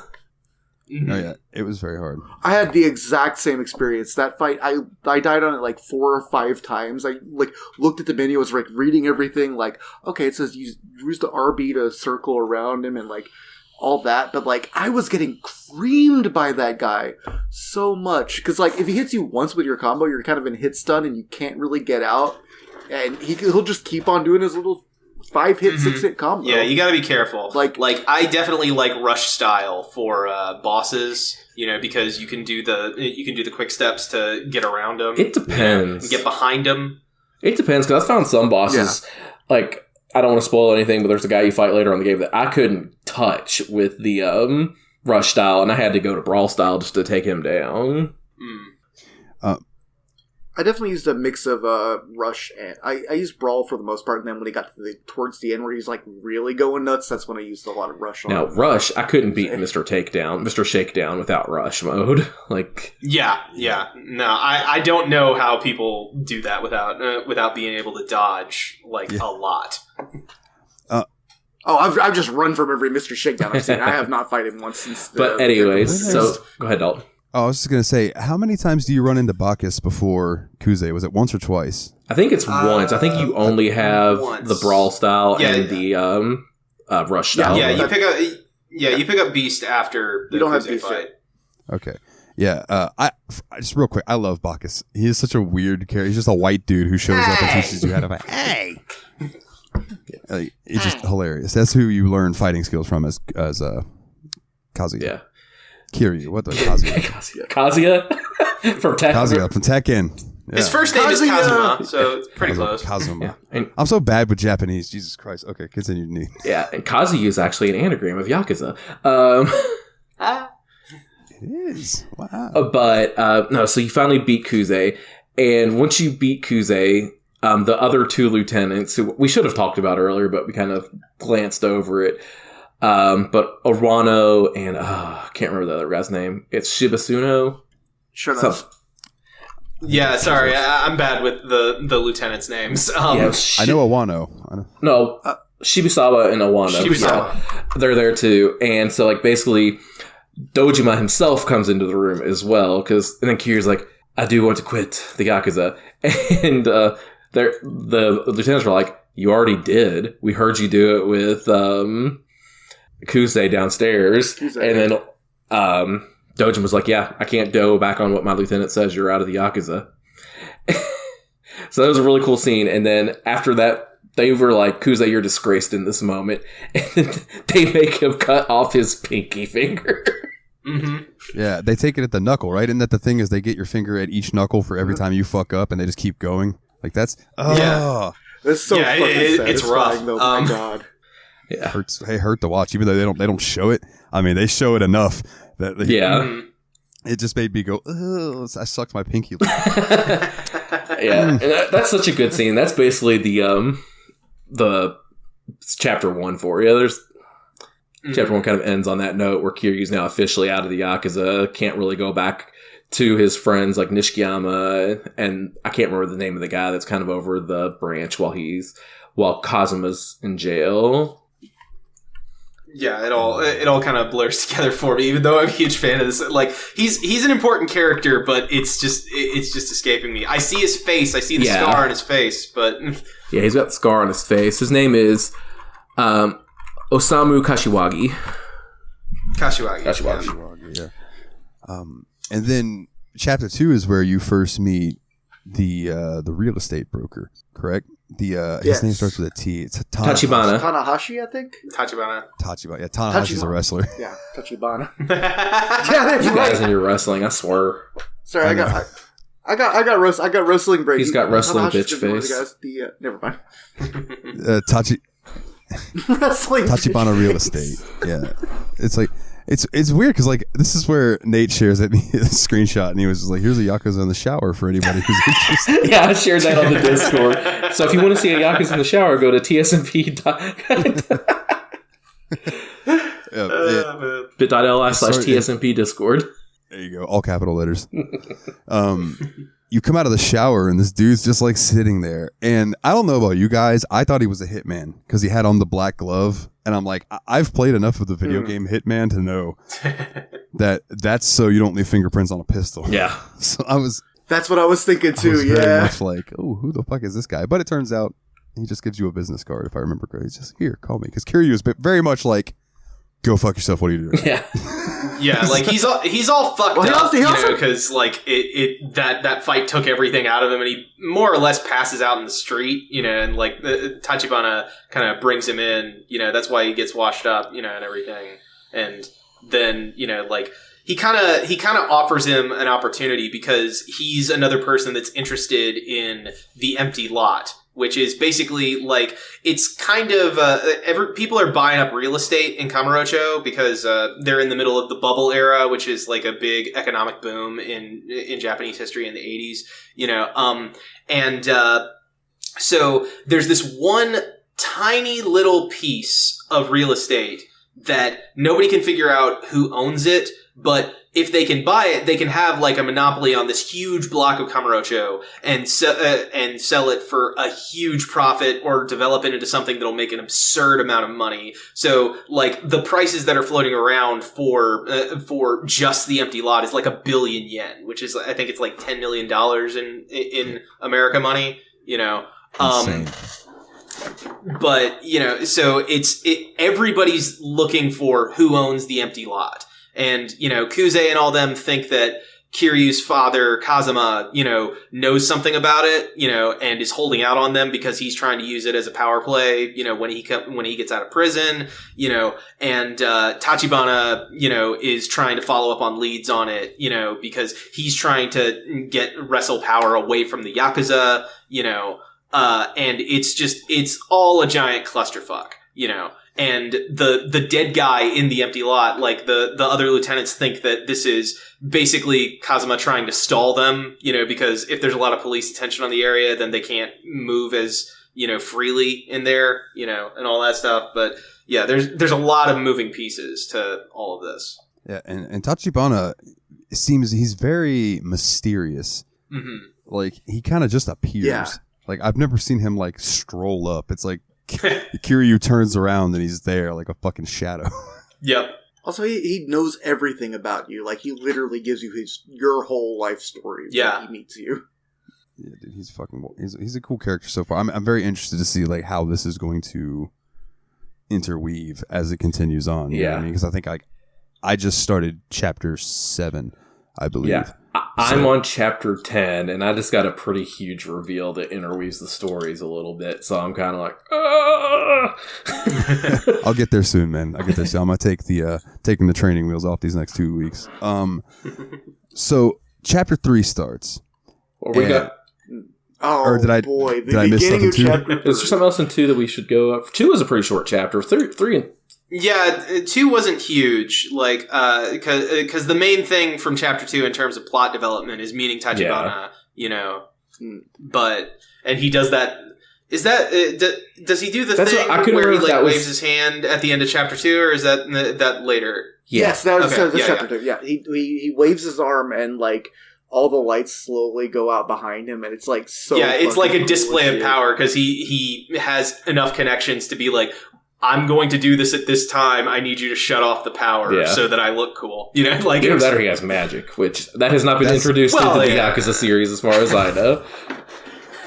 I was wondering if maybe he was like the devil or something, and this was going to take a weird turn. But man, that scene was awesome. Mm-hmm. When he did that, I was like, "Oh shit!" No, that's dope. Yeah, for sure. And then I think this is also towards the end of chapter 2 is where you get beast mode. You got to fight Jun Oda. I think that's how you say the name. I have it all here, right here. I'm looking at a little thing to help me remember. And you end up like I remember Beast Mode helping a lot with that final boss fight in chapter 2, just because there's a lot of shit around that you can hit him with. Yeah, a lot of weapons that you can pick up because Beast Mode, like you don't have to pick up an item and then strike with it. You can just attack while you're near a weapon and it'll pick it up automatically. How did 2 end again? I'm pretty sure 2 ended with the Tachibana doing the wave thing. Oh, okay. Yeah. This is you fight Oda because Oda wants to like test you out, and then that's okay. Yeah. I already could not remember if Oda showed up in 2 or later. There's the thing where Tachibana brings you in and talks to you for a minute, but you're like, I'm not sure. And so you spend most of chapter 2 just kind of tracking down Tachibana real estate and seeing what they're all about, and like you see how they're kind of muscling their way into different properties, and then you kind of find your way back to Tachibana. You have to fight Oda first to prove that you're a tough son of a bitch. Yeah, I spent...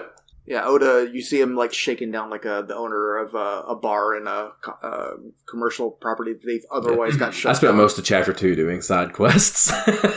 Well, that's the thing. The game is designed to kind of lead you in that direction because it doesn't tell you specifically where to go to do the next plot point. It's just like, okay, I've just got to go around town and see what I hear about Tachibana real estate. And like, so if you just go across the map, eventually you'll find people that are talking about it that'll lead you to the next plot point. But odds are you're going to run into a few side quests before you run into those guys specifically. So it's very clever game design that it kind of incentivizes you to experience more of the open world. And another point about the open world, too, is when you're just kind of traversing through this town, groups of people like, oh, look, it's him, let's get him. And it's like you'll end up fighting groups of thugs or the Men in Black, as they're called in the game, and have to beat them up. And there's also points in the game in the overworld where you'll run into somebody that's being harassed by one of these gangs, and you can choose whether or not you want to break it up and help the victim, who will generally give you a pretty decent reward for helping him, or just kind of walk on past without any comment.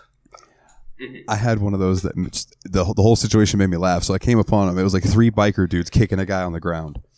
So I went over, I intervened, I fight him. The dude gives me an item. I walked away and did something else. Came back to this exact spot. Dude was back on the ground. Bikers were kicking him again. And I'm like, why didn't you just leave? So I had to intervene, beat him up again, and then Hopefully they fucked off. I don't know, but it was funny to me. It's the same spot, same people beating the shit out of the same dude. It's just Legends say 21 years later, he's still getting beaten down there to this day.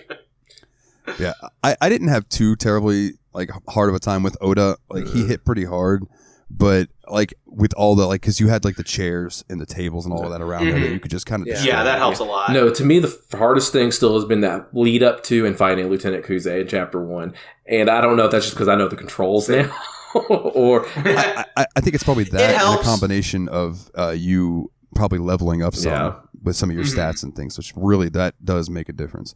Yeah. But that is fair. Like, literally all of my deaths were to Kuze. That is literally the only guy that's busted me so far. So, I'm kind of with you, bro. Okay, so now, Chapter 3 starts. And it rolls in it now. I think this probably had more of an effect on Paul, being that you had played the other Yakuza games, so you're more familiar with the character they introduced. Yeah. But it starts off, and you're like in this, is it like a cabaret? It's not a cabaret. It's cabaret. It's like a... Yeah. Is it? Okay. Yeah, it's a cabaret club. No, it's not a club. It's a cabaret. You can get cabaret clubs later. Sorry, it's a full cabaret club. It's a full cabaret. The clubs are the mini versions of it. Yeah. Like the hostess clubs. Yeah. So, like, one of these places is basically you go in, you pay money to have a pretty girl come and sit with you and pretend that she cares about what you're talking about. And their job is to make you spend as much money as possible on watered down booze. That's what I know about those places, right? Yep. And I believe that everything's going fine and dandy.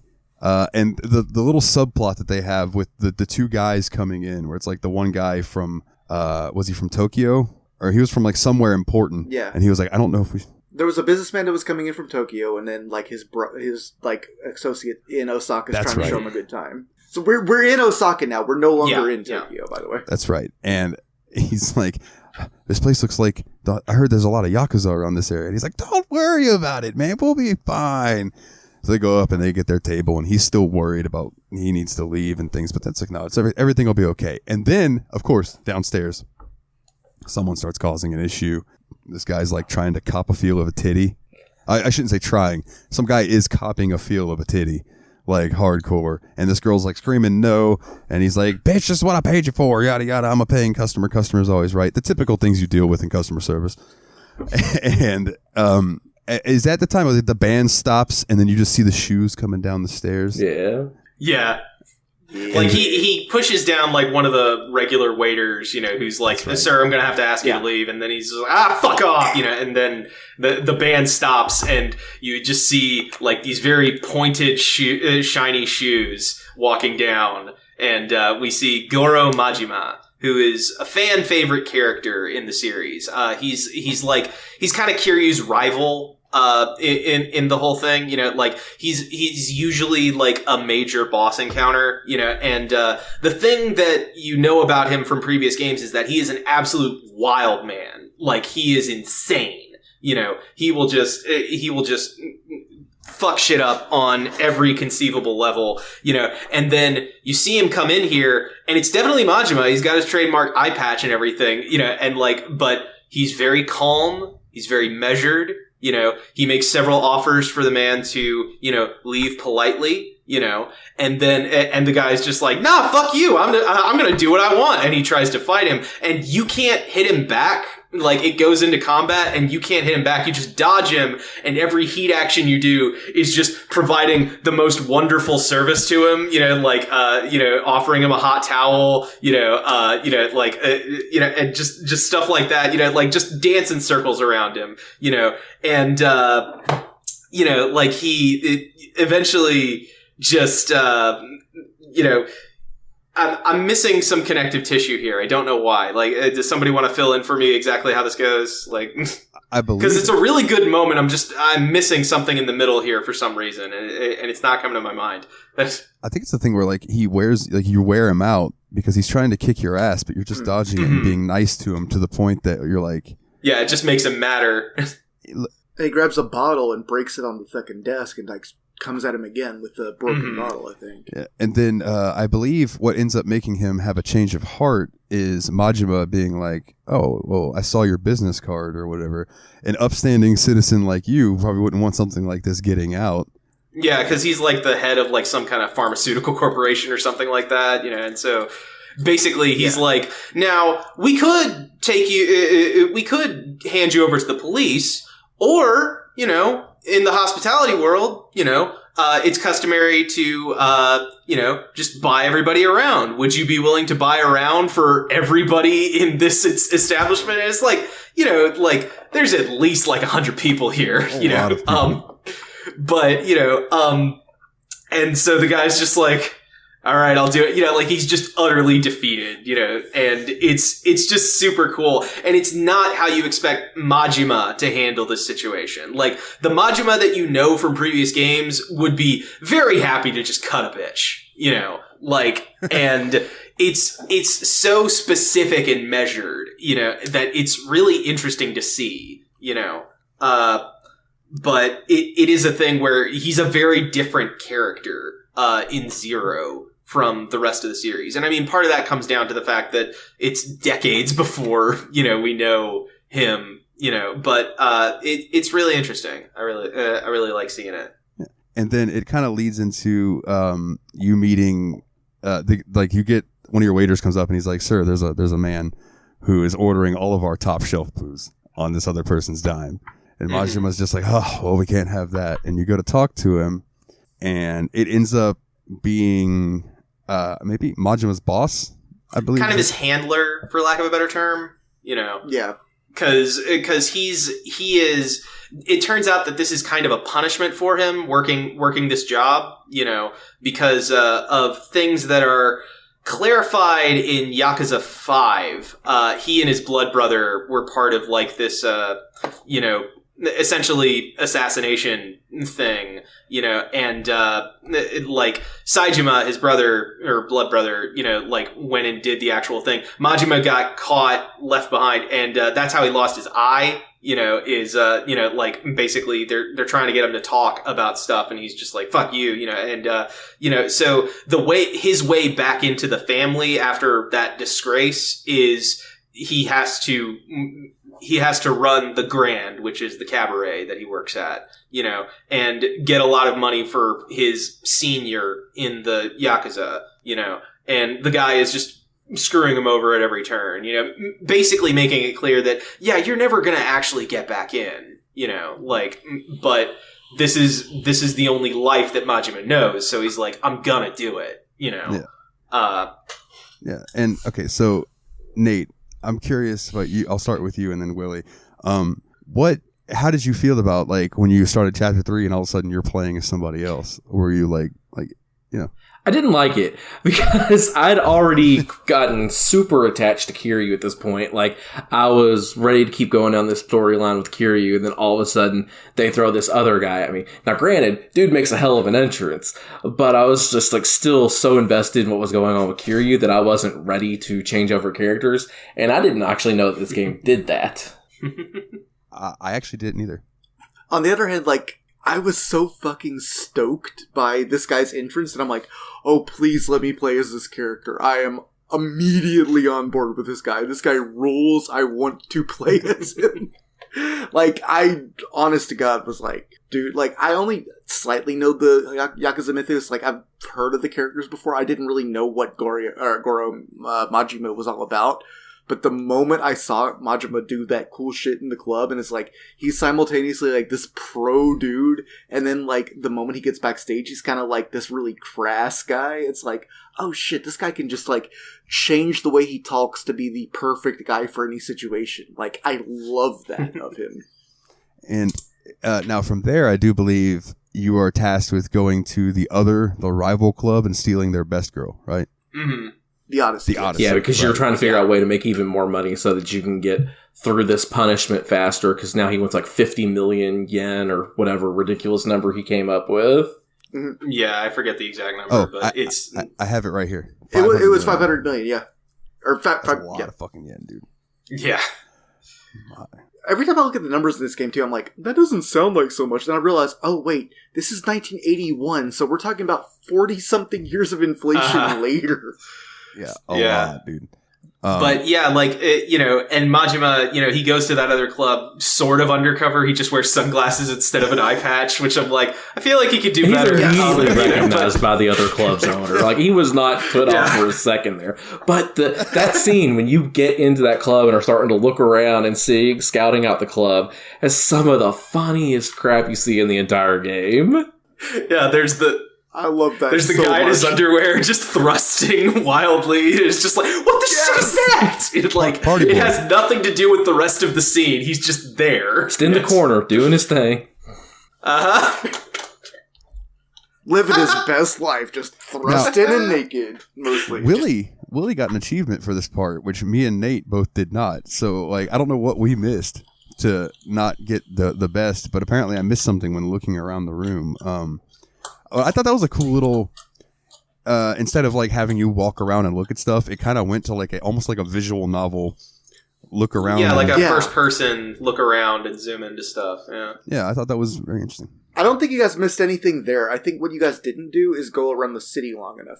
Because you meet like 3 or 4 different people on the outside of the city, and once you get enough information from them, then Majima says, okay, now I have enough ammunition to go to the club. Yeah, I got impatient in that section. I kind of think I found 1 or 2 people and then went in because I was like, I want to get back to Kiryu. Well, most people apparently did that because I got 5.4% achievement. Wow. So 5.2%. Yeah, that's basically the entirety of Chapter 3 is the intro to Majima and then going over to the Odyssey and getting that girl. Excuse me. Then you also meet the the Brachus of Majima's world. I don't remember what his name is right offhand, but he teaches you the weapon style. I believe. Slugger style. Slugger, where you whip out that. That's my favorite style in this whole game is Slugger style. I love that fucking bat, dude. XXY. And he just starts windmilling that shit. Yeah, nunchucks with the bat. Yeah. Have you done the heat move where he like sticks the handle end in somebody's mouth and then kicks it? Oh, I haven't seen that. Oh my god. Oh man, that one's just like, oh dear god, that is rough. Brutal. Yeah, like I think you have to like break somebody's guard with a I guess it would be B button on the Xbox, and then there's like a small window where you can do a heat action. And that's the thing for that. The one that I've seen the most with the bat's the one where he hits them in the gut and they fall to their knees, and then he just Louisville sluggers them right across the face. Yeah, that's a good one. Yeah, that is a classic. But yeah, then that rolls into Chapter 4. Now, this is probably the last chapter we'll touch on because this is the one that Willie's wrapping up right now. Sorry, I've played 15 hours. Dude, and I'm still dragging you got the game side down. quests do that, man, and it's not a problem. Yeah, it's very 100%. easy to spend a lot of time doing stuff that is not plot relevant, for lack of a better term. Yeah, Willie, I've put in. Let's see, I had 12 hours into this game when I first started it. Let me go click it really quick to tell you what I have now, and I'm only in Chapter 7. I'm at 45 hours. So, like, I put a lot of time in. I've been doing a lot of side stuff, bro. A lot of pool. I'm at 27 hours and I'm on Chapter 10, but I feel like I still haven't been slacking on the side quest. Just like it just gets going. It rolls, dude, when it rolls. Yeah. But in Chapter 4, you get a call from your boss who's like, hey, come have drinks with me. And this is where Majima says, I would rather drink a mug of my own warm piss than come have beer with you, or something along those lines, which is just tremendous. But you end up, oh, go ahead. Gotta say, big props to both the writing. Yeah, and the localization team is like, really good on these games. Because like it's obvious these lines are supposed to be funny and like they're smart enough to each other. They do a great job of making it like make sense. Like I love it. So he tells you that you have to go and perform a hit. You have to kill someone named Makota Makimura. And so then it becomes like, I think you go to this type of thing. I don't know if they have it here in the States, but in Japan it's the telephone club where you can just like go and have phone sex with people, I guess, or maybe you can talk normal too. I really don't know how it works. It seemed like a phone sex thing to me. They put you in a tight little corridor. I don't know. That's the vibe I got. But I really did not understand what the teleclub was, but like it seemed like something that there's a made whole sense mini to me. game. Yeah, for that it. mini game is hilarious too, by the way. Yeah, because it's like really, it's one I'll of have to check Kiryu's that mini out. games. Mm-hmm. So basically, it what do you comes do? up. You have to answer the phone using a QuickTime event. Then, when you answer the phone, you start having a conversation with the woman on the other end, and it shows you like 4 options of things you can say to them. But the options start like moving around, and you have to like basically aim a cursor and shoot the option you want to use. But in order to shoot the thing, you have to like rotate your joystick in like a 360-degree motion while aiming the other one and let go. It's like almost like pulling back a bow and arrow. It's very involved. It took me a minute to figure it has- out the first. I did like a 3-minute session. I couldn't figure out what I was supposed to do till like the second minute. The thing that I love about it That's is tremendous. like, and this is a thing that kind of comes back to how much I love Kiryu, is that he goes at literally anything that he does with the exact same amount of intensity. Yeah. Like if he is fighting a Yakuza boss for his life, or if he is trying to get a date at the telephone club, it is the exact same level of intensity. Like the way that he picks up the phone, it's this big slow-mo shot of him picking up the thing and then putting it up to Moshi Moshi. Yeah. You know, like, and it's just The Moshi Moshi cracked me up so hard. yeah, it's perfect. It's absolutely perfect. Like that's the secret of the comedy in this series, is that Kiryu is up for anything and he goes at everything so hard. Yeah. He only has one speed. It's Yeah. great. But sorry, I didn't want to. It was just that was just a thing I wanted to bring up somewhere. Yeah, I did here. too, and I felt bad I didn't bring it up when we were talking No, about mini absolutely. games, because that one cracked me up so freaking hard. But yeah, so you're at the telephone club, and I do think it's a thing where like women call in to talk to men and just try to arrange something or not, depending on, or just have a conversation with them. But like, but so like when you're in that phone club, you're trying to get information about this Makimoto person, and so like you're trying, because apparently you've heard that they own a sex slave ring, essentially, like prostitution. And so you're trying to get in touch with one of their girls so that you can find out more information about Makimoto. Yeah. And Yeah. you eventually get the call from the girl, and she starts asking you about tattoos. Yes, I have tattoos.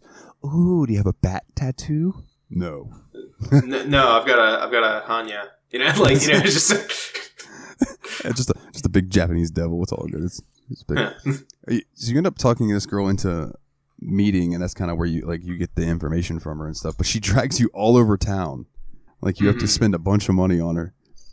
The first place she takes you, I think, is the club, the sushi. That's right, sushi. And then from there to the dance club.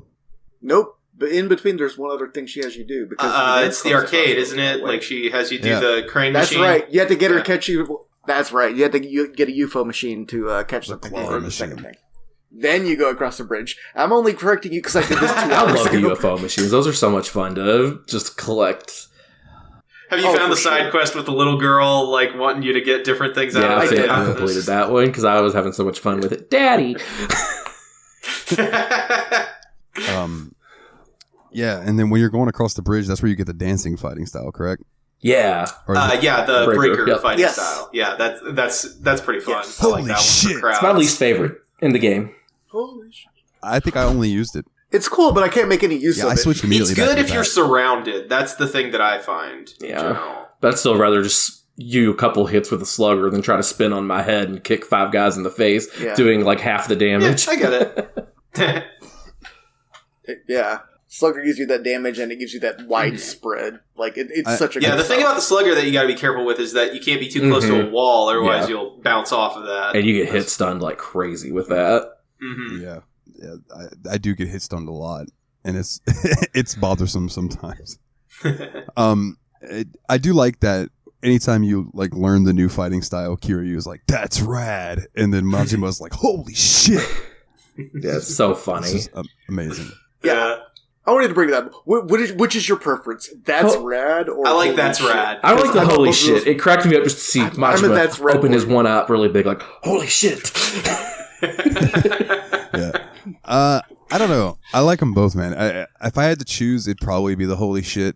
But the Kiryu's We've got a face tie. with the, that's rad. It's just that's rad. So this girl ends up telling you where you can. Doesn't she? She's the one that tells you where you can find. Yeah. Yeah, he's a Makimura? chiropractor apparently. Okay. So this is where we're going to get into the area, Willie, that this is stuff that you'll be seeing soon. That's fine. I'm okay with spoilers here because I probably should have got a little further in the game than I did. But let's find out what happens next. So you go to the massage parlor, I believe. Well, actually, I think you go home for the night to his apartment, and then you go to the massage parlor. And you go there with a is a wakizashi, I believe. Yeah, I think it's a wakizashi that he's carrying. Short katana blade. It's like a dagger almost, and you go. It's kind of a signature weapon of Makima of Majima's in the later games. He really likes those kind of knives. Okay. So you go there and you're looking for this person, and you start looking at this sign that's got this big fucking beefy tattooed guy on it. It's like the hands of God, and he's a massage therapist. God handle. So, you think that's like, okay, you're here to kill that guy. So you're waiting and waiting and waiting, and finally this girl comes in, like this blind girl, and she's like, I'll work on you. And you're like, no. I thought your back was killing you. So you eventually give in and let her start working on you. And you fall asleep while getting a massage. Mm-hmm. Aw. And when you wake up... He's been very tense. Oh, yeah. I mean, I would be too after all this shit. No kidding, dude. Yeah. So when you wake up, you hear the voice of the guy coming in. And when he comes in, it's like that dude immediately knew what was up. Like the blind girl obviously has no idea. You know what I'm saying? But the guy... Yeah, but he sees he sees Majima's tattoos, and he's just like, oh, okay, I see what's going on. You know, And he looks at that, and then he both of them kind of look down at that dagger that Majima's got, and they look back at each other. And the guy's kind of walk. Now, I didn't realize at this point this girl was blind. I don't know how. I don't know how you didn't realize that either. I don't know they how. do a whole comedy sketch because when she first comes in, Majima just doesn't say anything and tries to, flatten himself against the wall and not get bumped into. But see, I almost wonder if I got up to pee or something during that and didn't think that was going to be a major thing.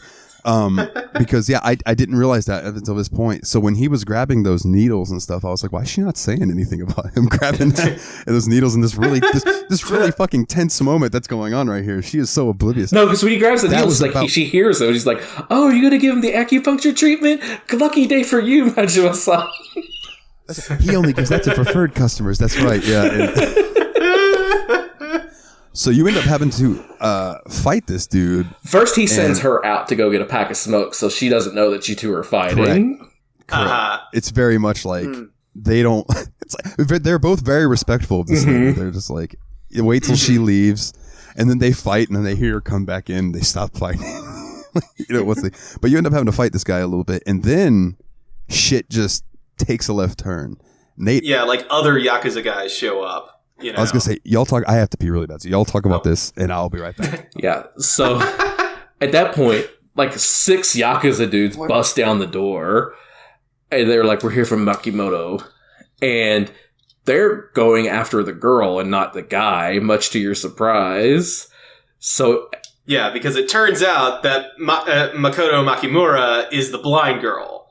The target that you have is the blind girl. Yeah, you were under the impression it was the big dude. It wasn't. So you fought this dude and beat him up for no reason. And as these Yakuza are trying to get the girl out, they shoot him. They shoot him twice. Mm-hmm. Yep. Yeah, it's a whole thing, and so you basically have to, escape with Makoto because shit's hit the fan. Majima doesn't know what's up or down or anything like that, but he's just like, no, I'm not going to let these assholes just kill this woman. If nothing else, it's my job. It's my hit. I have to be the one that does this hit, if anything. So he ends up fighting these Yakuza guys and gets them down the stairs, gets the girl down the stairs with him.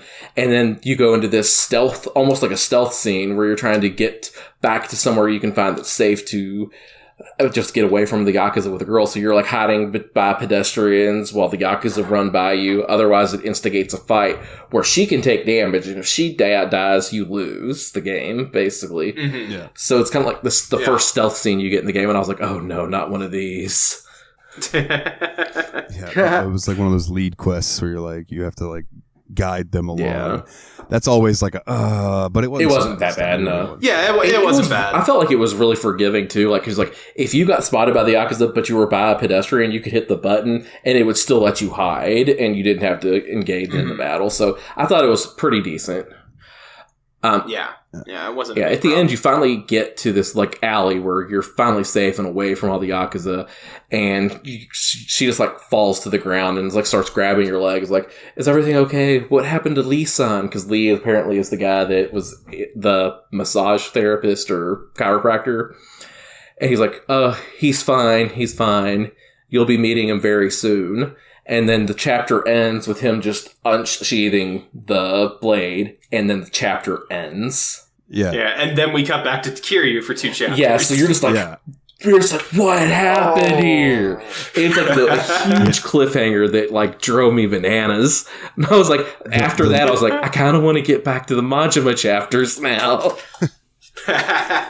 The moment that reveal happens where it's like the one you're looking for is the girl, not the guy. Yeah. And I'm just like, oh, fuck. What does a blind girl have to do with any of this? And that's the big question that I still have, even because I just now got back to Majima, and where I'm at. But in my mind, I don't know if this is how it happened, but in my mind, when he pulled that dagger, you could see her reflection in it. Like, I don't know if that was actually the thing, but in my brain, that's how I remember that scene. And it's just like, that was such a powerful, all of a sudden, just cut, gone. I messaged Nate. I'm like, bro, what the fuck? he's like, chapter 4, I know. Yeah, and there's a lot of good chapter ends. Like 6 is another one that immediately jumps out to me that I'm not going to say another word about other than chapter 6 is amazing chapter end. But yeah, other than that, so that's where we are in the story so far, the story up through chapter 4. I was wondering if you guys had any last thoughts about things that happened to you while you were playing through the game. One thing that really killed me was that at the end of one of the things, I think it was, I got this as a request for a reward for one of the side quests. I think particularly the one where I helped the Kamurochi Silvers do their interview. So I got 2 out of 3 right on that, I think. And it gave me an item called the Charismatic Autobiography. So this item, it is great stats on it. Like, if you equip it, it raises your defense, your weapon defense, and all this stuff by like 3 on each item category. But it also says, if you equip this item, people are going to see it and want it and try to take it from you. You're like, okay, well, I can handle a few extra fights.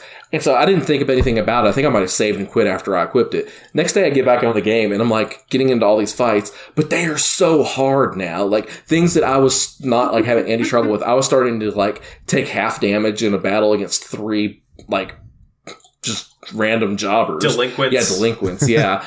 And so I was like, what is going on? So I was like, what is happening? So I Googled Yakuza 0 difficulty spike, and somebody had mentioned this exact thing happened to them where they equipped this item, and then everything got balls to the walls hard on them, and the second they unequipped it, things went back to normal. So I unequipped it. I was like, oh, thank God. I thought I was not going to have fun with this game anymore. Yo, you know that cat that trying to cross the bridge in his like varsity jacket, and the moment he tries to cross it, he gets his ass beat. That's you right now. That quest is fucking hilarious. Yeah. Oh, man. I love that. That was funny as just hell. take off the jumper. I don't want to. I love this jacket. So did y'all have any moments like that when you were playing the game that just kind of stick out to you? It was like, oh man, that's good.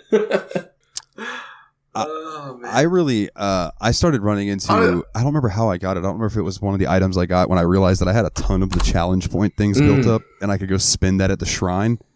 You know, so now I have an item that dings anytime I'm near one of those phone I have cards, that too. which is real nice. Yes. But also, like I said, I don't know if I got it from that or if I got it from a quest or whatever. But I have this item that makes people started appearing like these guys in golden suits. Yeah. Oh, the Novo Riche. Yeah. And dude, they give me like 500,000 yen if I beat them. It's one dude that Hell shows up. He's super easy to kill, and he has a ton of money. Very nice. yeah, those guys are awesome. I need to like I said, I don't remember if that was a CP It was a CP thing. Yeah, that's the completion points. Okay. And I've heard, I don't think I have it yet, but I've heard that Majima gets one. I won't say what it does, but apparently it makes running around really annoying. Every step you take goes ching, ching, ching, ching, ching, ching, ching, ching, ching. And apparently that just gets grating after a while. I can imagine. Yeah, that sounds awful. But I'm not quite.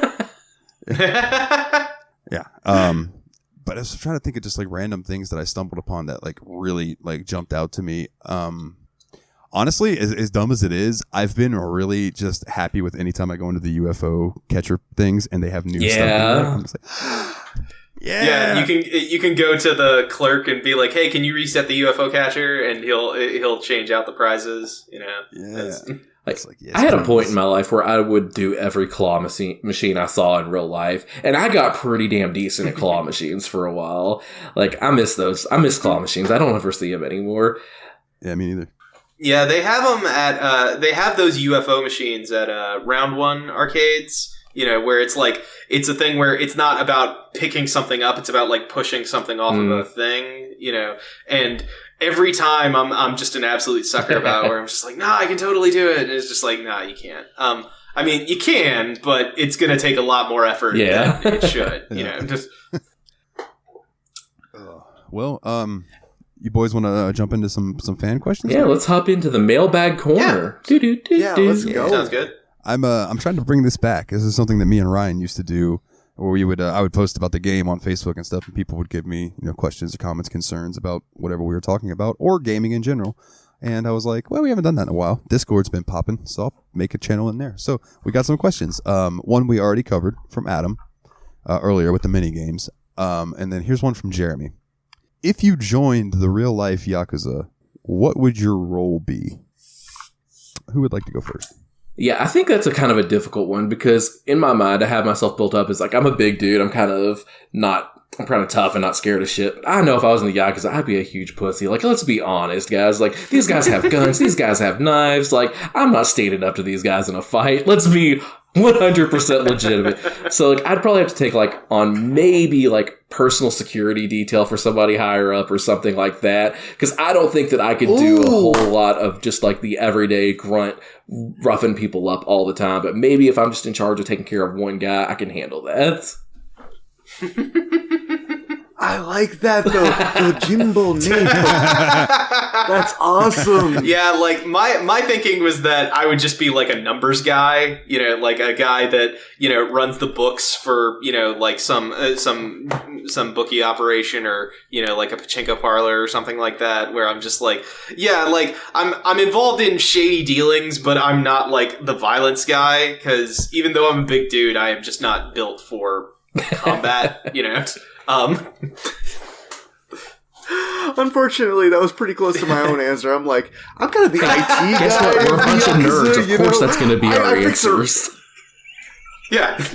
I fix the computer. Did the Yakuza need a podcast? I think that, like, no, but seriously, I think I could do the accounting, finance, the crooked finance, being the guy to make sure the books line up and making sure that if someone's books don't line up, that guy's going to get it from somebody else. Yeah. Well, not for me. I'm not gonna go. You know what, man? I could beat you in a sword fight. I know foil fencing. Let's go. Oh shit, foil fencing is not actually all that scary. It turns out. Whoops. So, I would be known as Kage no Yore. Okay, the ghost of shadows. I would want to deal with anything seedy that's behind the scenes. Anything, drugs, sex, violence, any of that, sure, I'm in. I don't necessarily want to kill people. And if I can get to a situation where I'm going to keep all of my digits, that'd be nice. Because I do like to play guitar. But you can play guitar without your right pinky finger. You'll be okay. Yeah, they take your right pinky first. You're good. Okay. Well, then, yeah, okay. I'll be all right for a while. I need these fingers at least for Travis picking. Yeah. Yeah. Oh, that's what you were doing there. Yeah, man, I would want to do, like, you know, somebody needs a couple kilos of heroin, set that up for them. You are from Florida, so this all makes sense. Somebody needs some titties to suck on, I can set it up for them. Somebody needs a wiener to suck on, I can set it up for them. Man, there was a serious de-escalation from heroin to titties. I don't know, man. Like, heroin's pretty major, but, you know, titties are pretty major. Do you want 5 pounds of drugs? Do you like a tit? I'll take the tit, thank you. They bring you a bird. Yes. But yeah, man, I would want to be in the seedy aspect of it, but, like, not the violence. Again, like, I did enough of my fighting in my youth to know that, like, my hand is not going to survive many more punches. You know, so I like the idea that you're like the grease that makes the greasy shit greasier. Like, that is way nastier and sleazier of an answer than I expected from any of this. Plus, I just like Kage no Yore. That sounds cool. The Ghost of Shadows. Woo. So the next question that we had up was from Kana, and is, what theme would our bodysuit tattoo be? Because, the Yakuza always have that. I saw this earlier and I thought a lot about it, and I think that I would go with so you remember in the 90s those like streetwear Looney Tunes shirts? I think I'd go with something like that. Oh no. Just a full back piece of like Tasmanian Devil with a backwards hat. It's like you just got like a fucking Bugs Bunny with a cigar counting money. I've seen memes going around of like when Kiryu takes off his shirt, like they've photoshopped his back piece to be like the like SpongeBob in like the pimp coat and everything. Please post some of those to the Discord, because that sounds hilarious. I can only think of that one, but I'm sure people have done other ones of that, because that's a pretty easy template for a joke, but oh man. So my pick is, at first I thought it was going to be like a big back piece of like an Oni or whatever, but I thought about it more, and Nate said something that cracked me up so hard that I had to change my vibes. So what I want is that like classic like print of like a samurai with a Tengu mask, that big ass nose, and he just looks so fucking pissed. The big nose that like comes out and then points up. Like, that is the shit I want. That would I was be looking awesome. into this too, so I was thinking about tattoos. And went first. I was like, the obvious answer for me would be get a giant turtle tattooed onto me. But when you think about it, a turtle is very similar to a kappa, and I don't really want the associations of a kappa going on my body. So we're not going kappa or turtle here. So I had to think long and hard about this. So I ended up going with a foo dog tattoo for a couple of reasons. In the Japanese, it kind of has had me protective, strong, courageous, good luck, and heroism. But also, Dresden Files kicks ass, and he has a foo dog in that book. So I would like to go with the foo dog. Quick side. Nice. Way to make that one symbolically meaningful. Quick side. That's note, awesome. Dude, I downloaded a file, we'll call it, of Dresden Files audiobooks. Dude, they're way fucking more than I thought. Yeah, there's a lot of those books, dude. There's a lot of fucking Yeah, books. there's like 15 right now? Or is it 16? I'm behind one. I think Skin Game was the last one I read, Paul, so... Yeah, there's two after Skin Game. There's Peace Talks and Battleground. Technically, it's one book that got I split might into have two. read Peace Talks. I'll have to remember. But who's buying, right? Peace Talks, but who's buying? The tattoo. So I was like thinking of Japanese mythological creatures that would look really cool, right? And I came across one called Yamada no Orochi, which is an 8-headed dragon. And I thought about, getting the base of it and stuff at the bottom of your back and having the 8 heads kind of go out, have one go down the back of your arm, one come down the front of your arm on both sides. You know what I mean? That's 4. Then you have 4 other heads. You could have them wrap around your torso and maybe like breathing fire and stuff like that. Would be a cool way to go about it. And, it's got 8 heads, 8 tails, and red eyes with moss trees on its back. Yo, check out this idea, though. What if you had that, but, like, you started off with just the one head, and every time you did something that was dope as fuck, you would get another head tattooed Well, then he on. did it with so many fucking heads.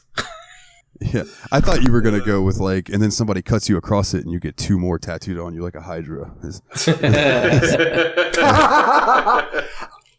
But yeah, I just thought it was cool because this dragon apparently was so big that it occupied 8 valleys and peaks. Nice. So that's fucking cool. So I just figured like it'd be like the 8-headed dragon. If you see that in the shadows, hey, that guy can get me heroin or titties. the 2 main food groups. And the other question we have, I'm going to sum up with one answer.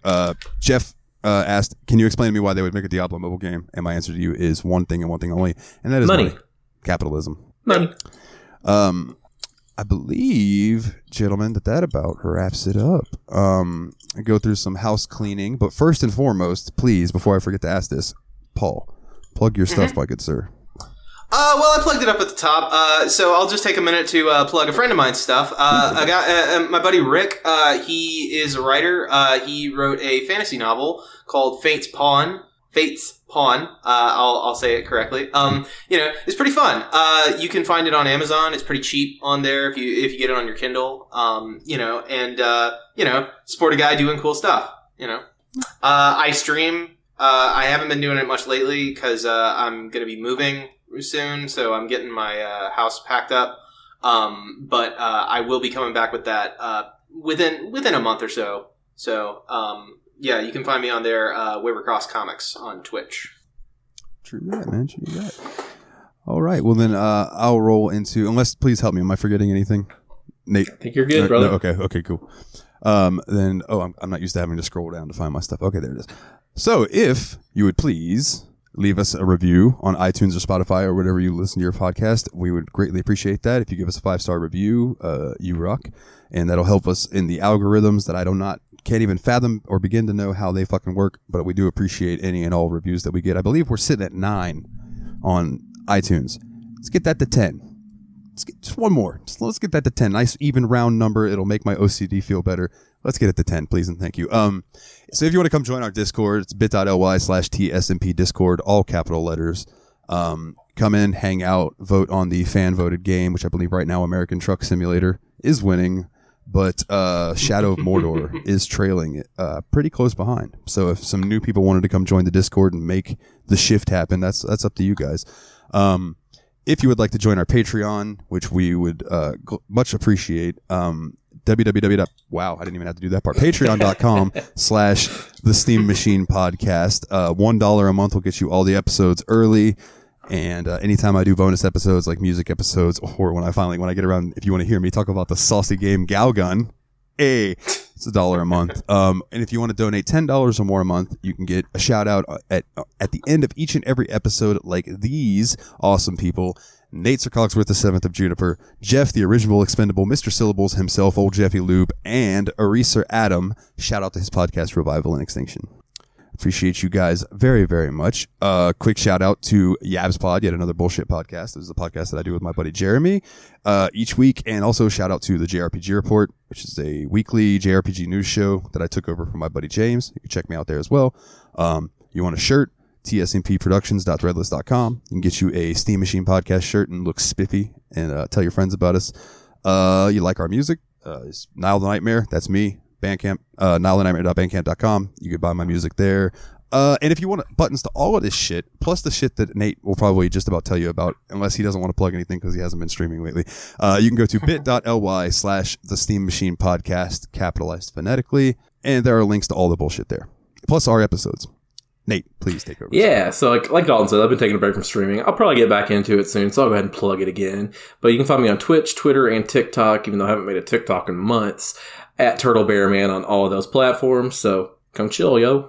And Nate was kind enough and rad enough to make us a Steam Machine Discord, a Steam Machine TikTok. So, and that's just the Steam Machine Podcast, right? On TikTok. You come find us. The algorithm's so weird for TikTok. I think we've had this conversation before that like some of them are like, wow, that did really well. And then others are like, well, what happened? What happened? But it's great. I love. Yeah. I was wondering about that too, because like the Half-Life one in particular that we posted is done terribly, and I'm wondering if that's because the video is of us shooting people in the head.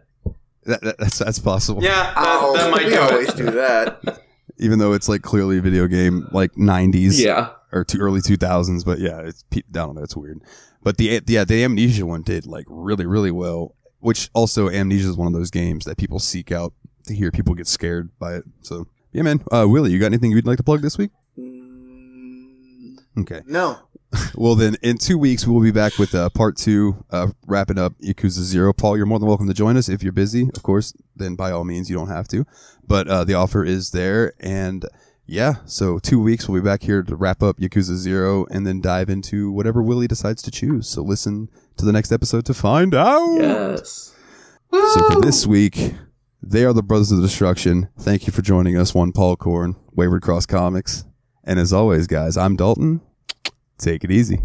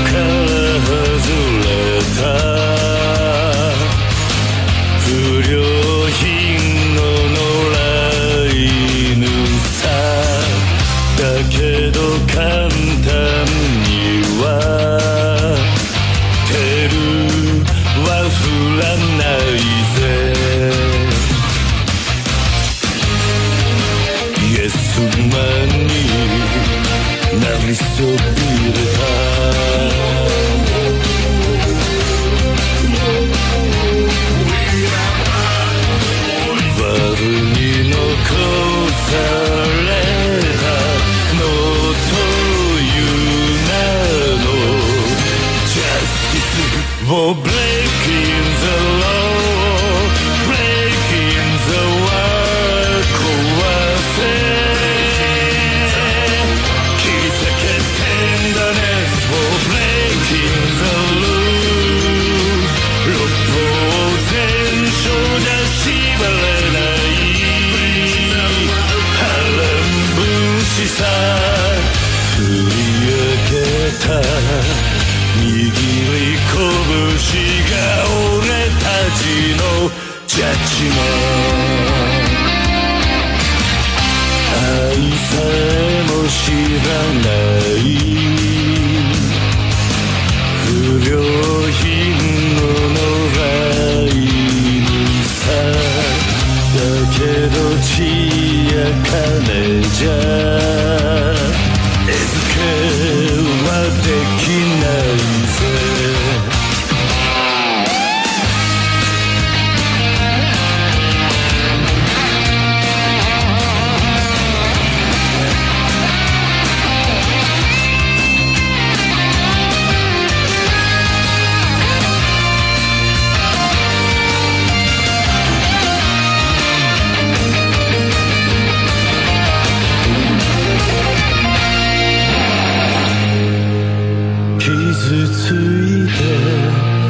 傷ついて全て失っちまってもそうまっちゃならねえそれこそが Justice を Breaking the law Breaking the world 壊せBreaking the rule 俺ら遺産には懐かない波乱分子さ振り上げろ握り拳を俺たちはそうさ俺たちがジャッジメント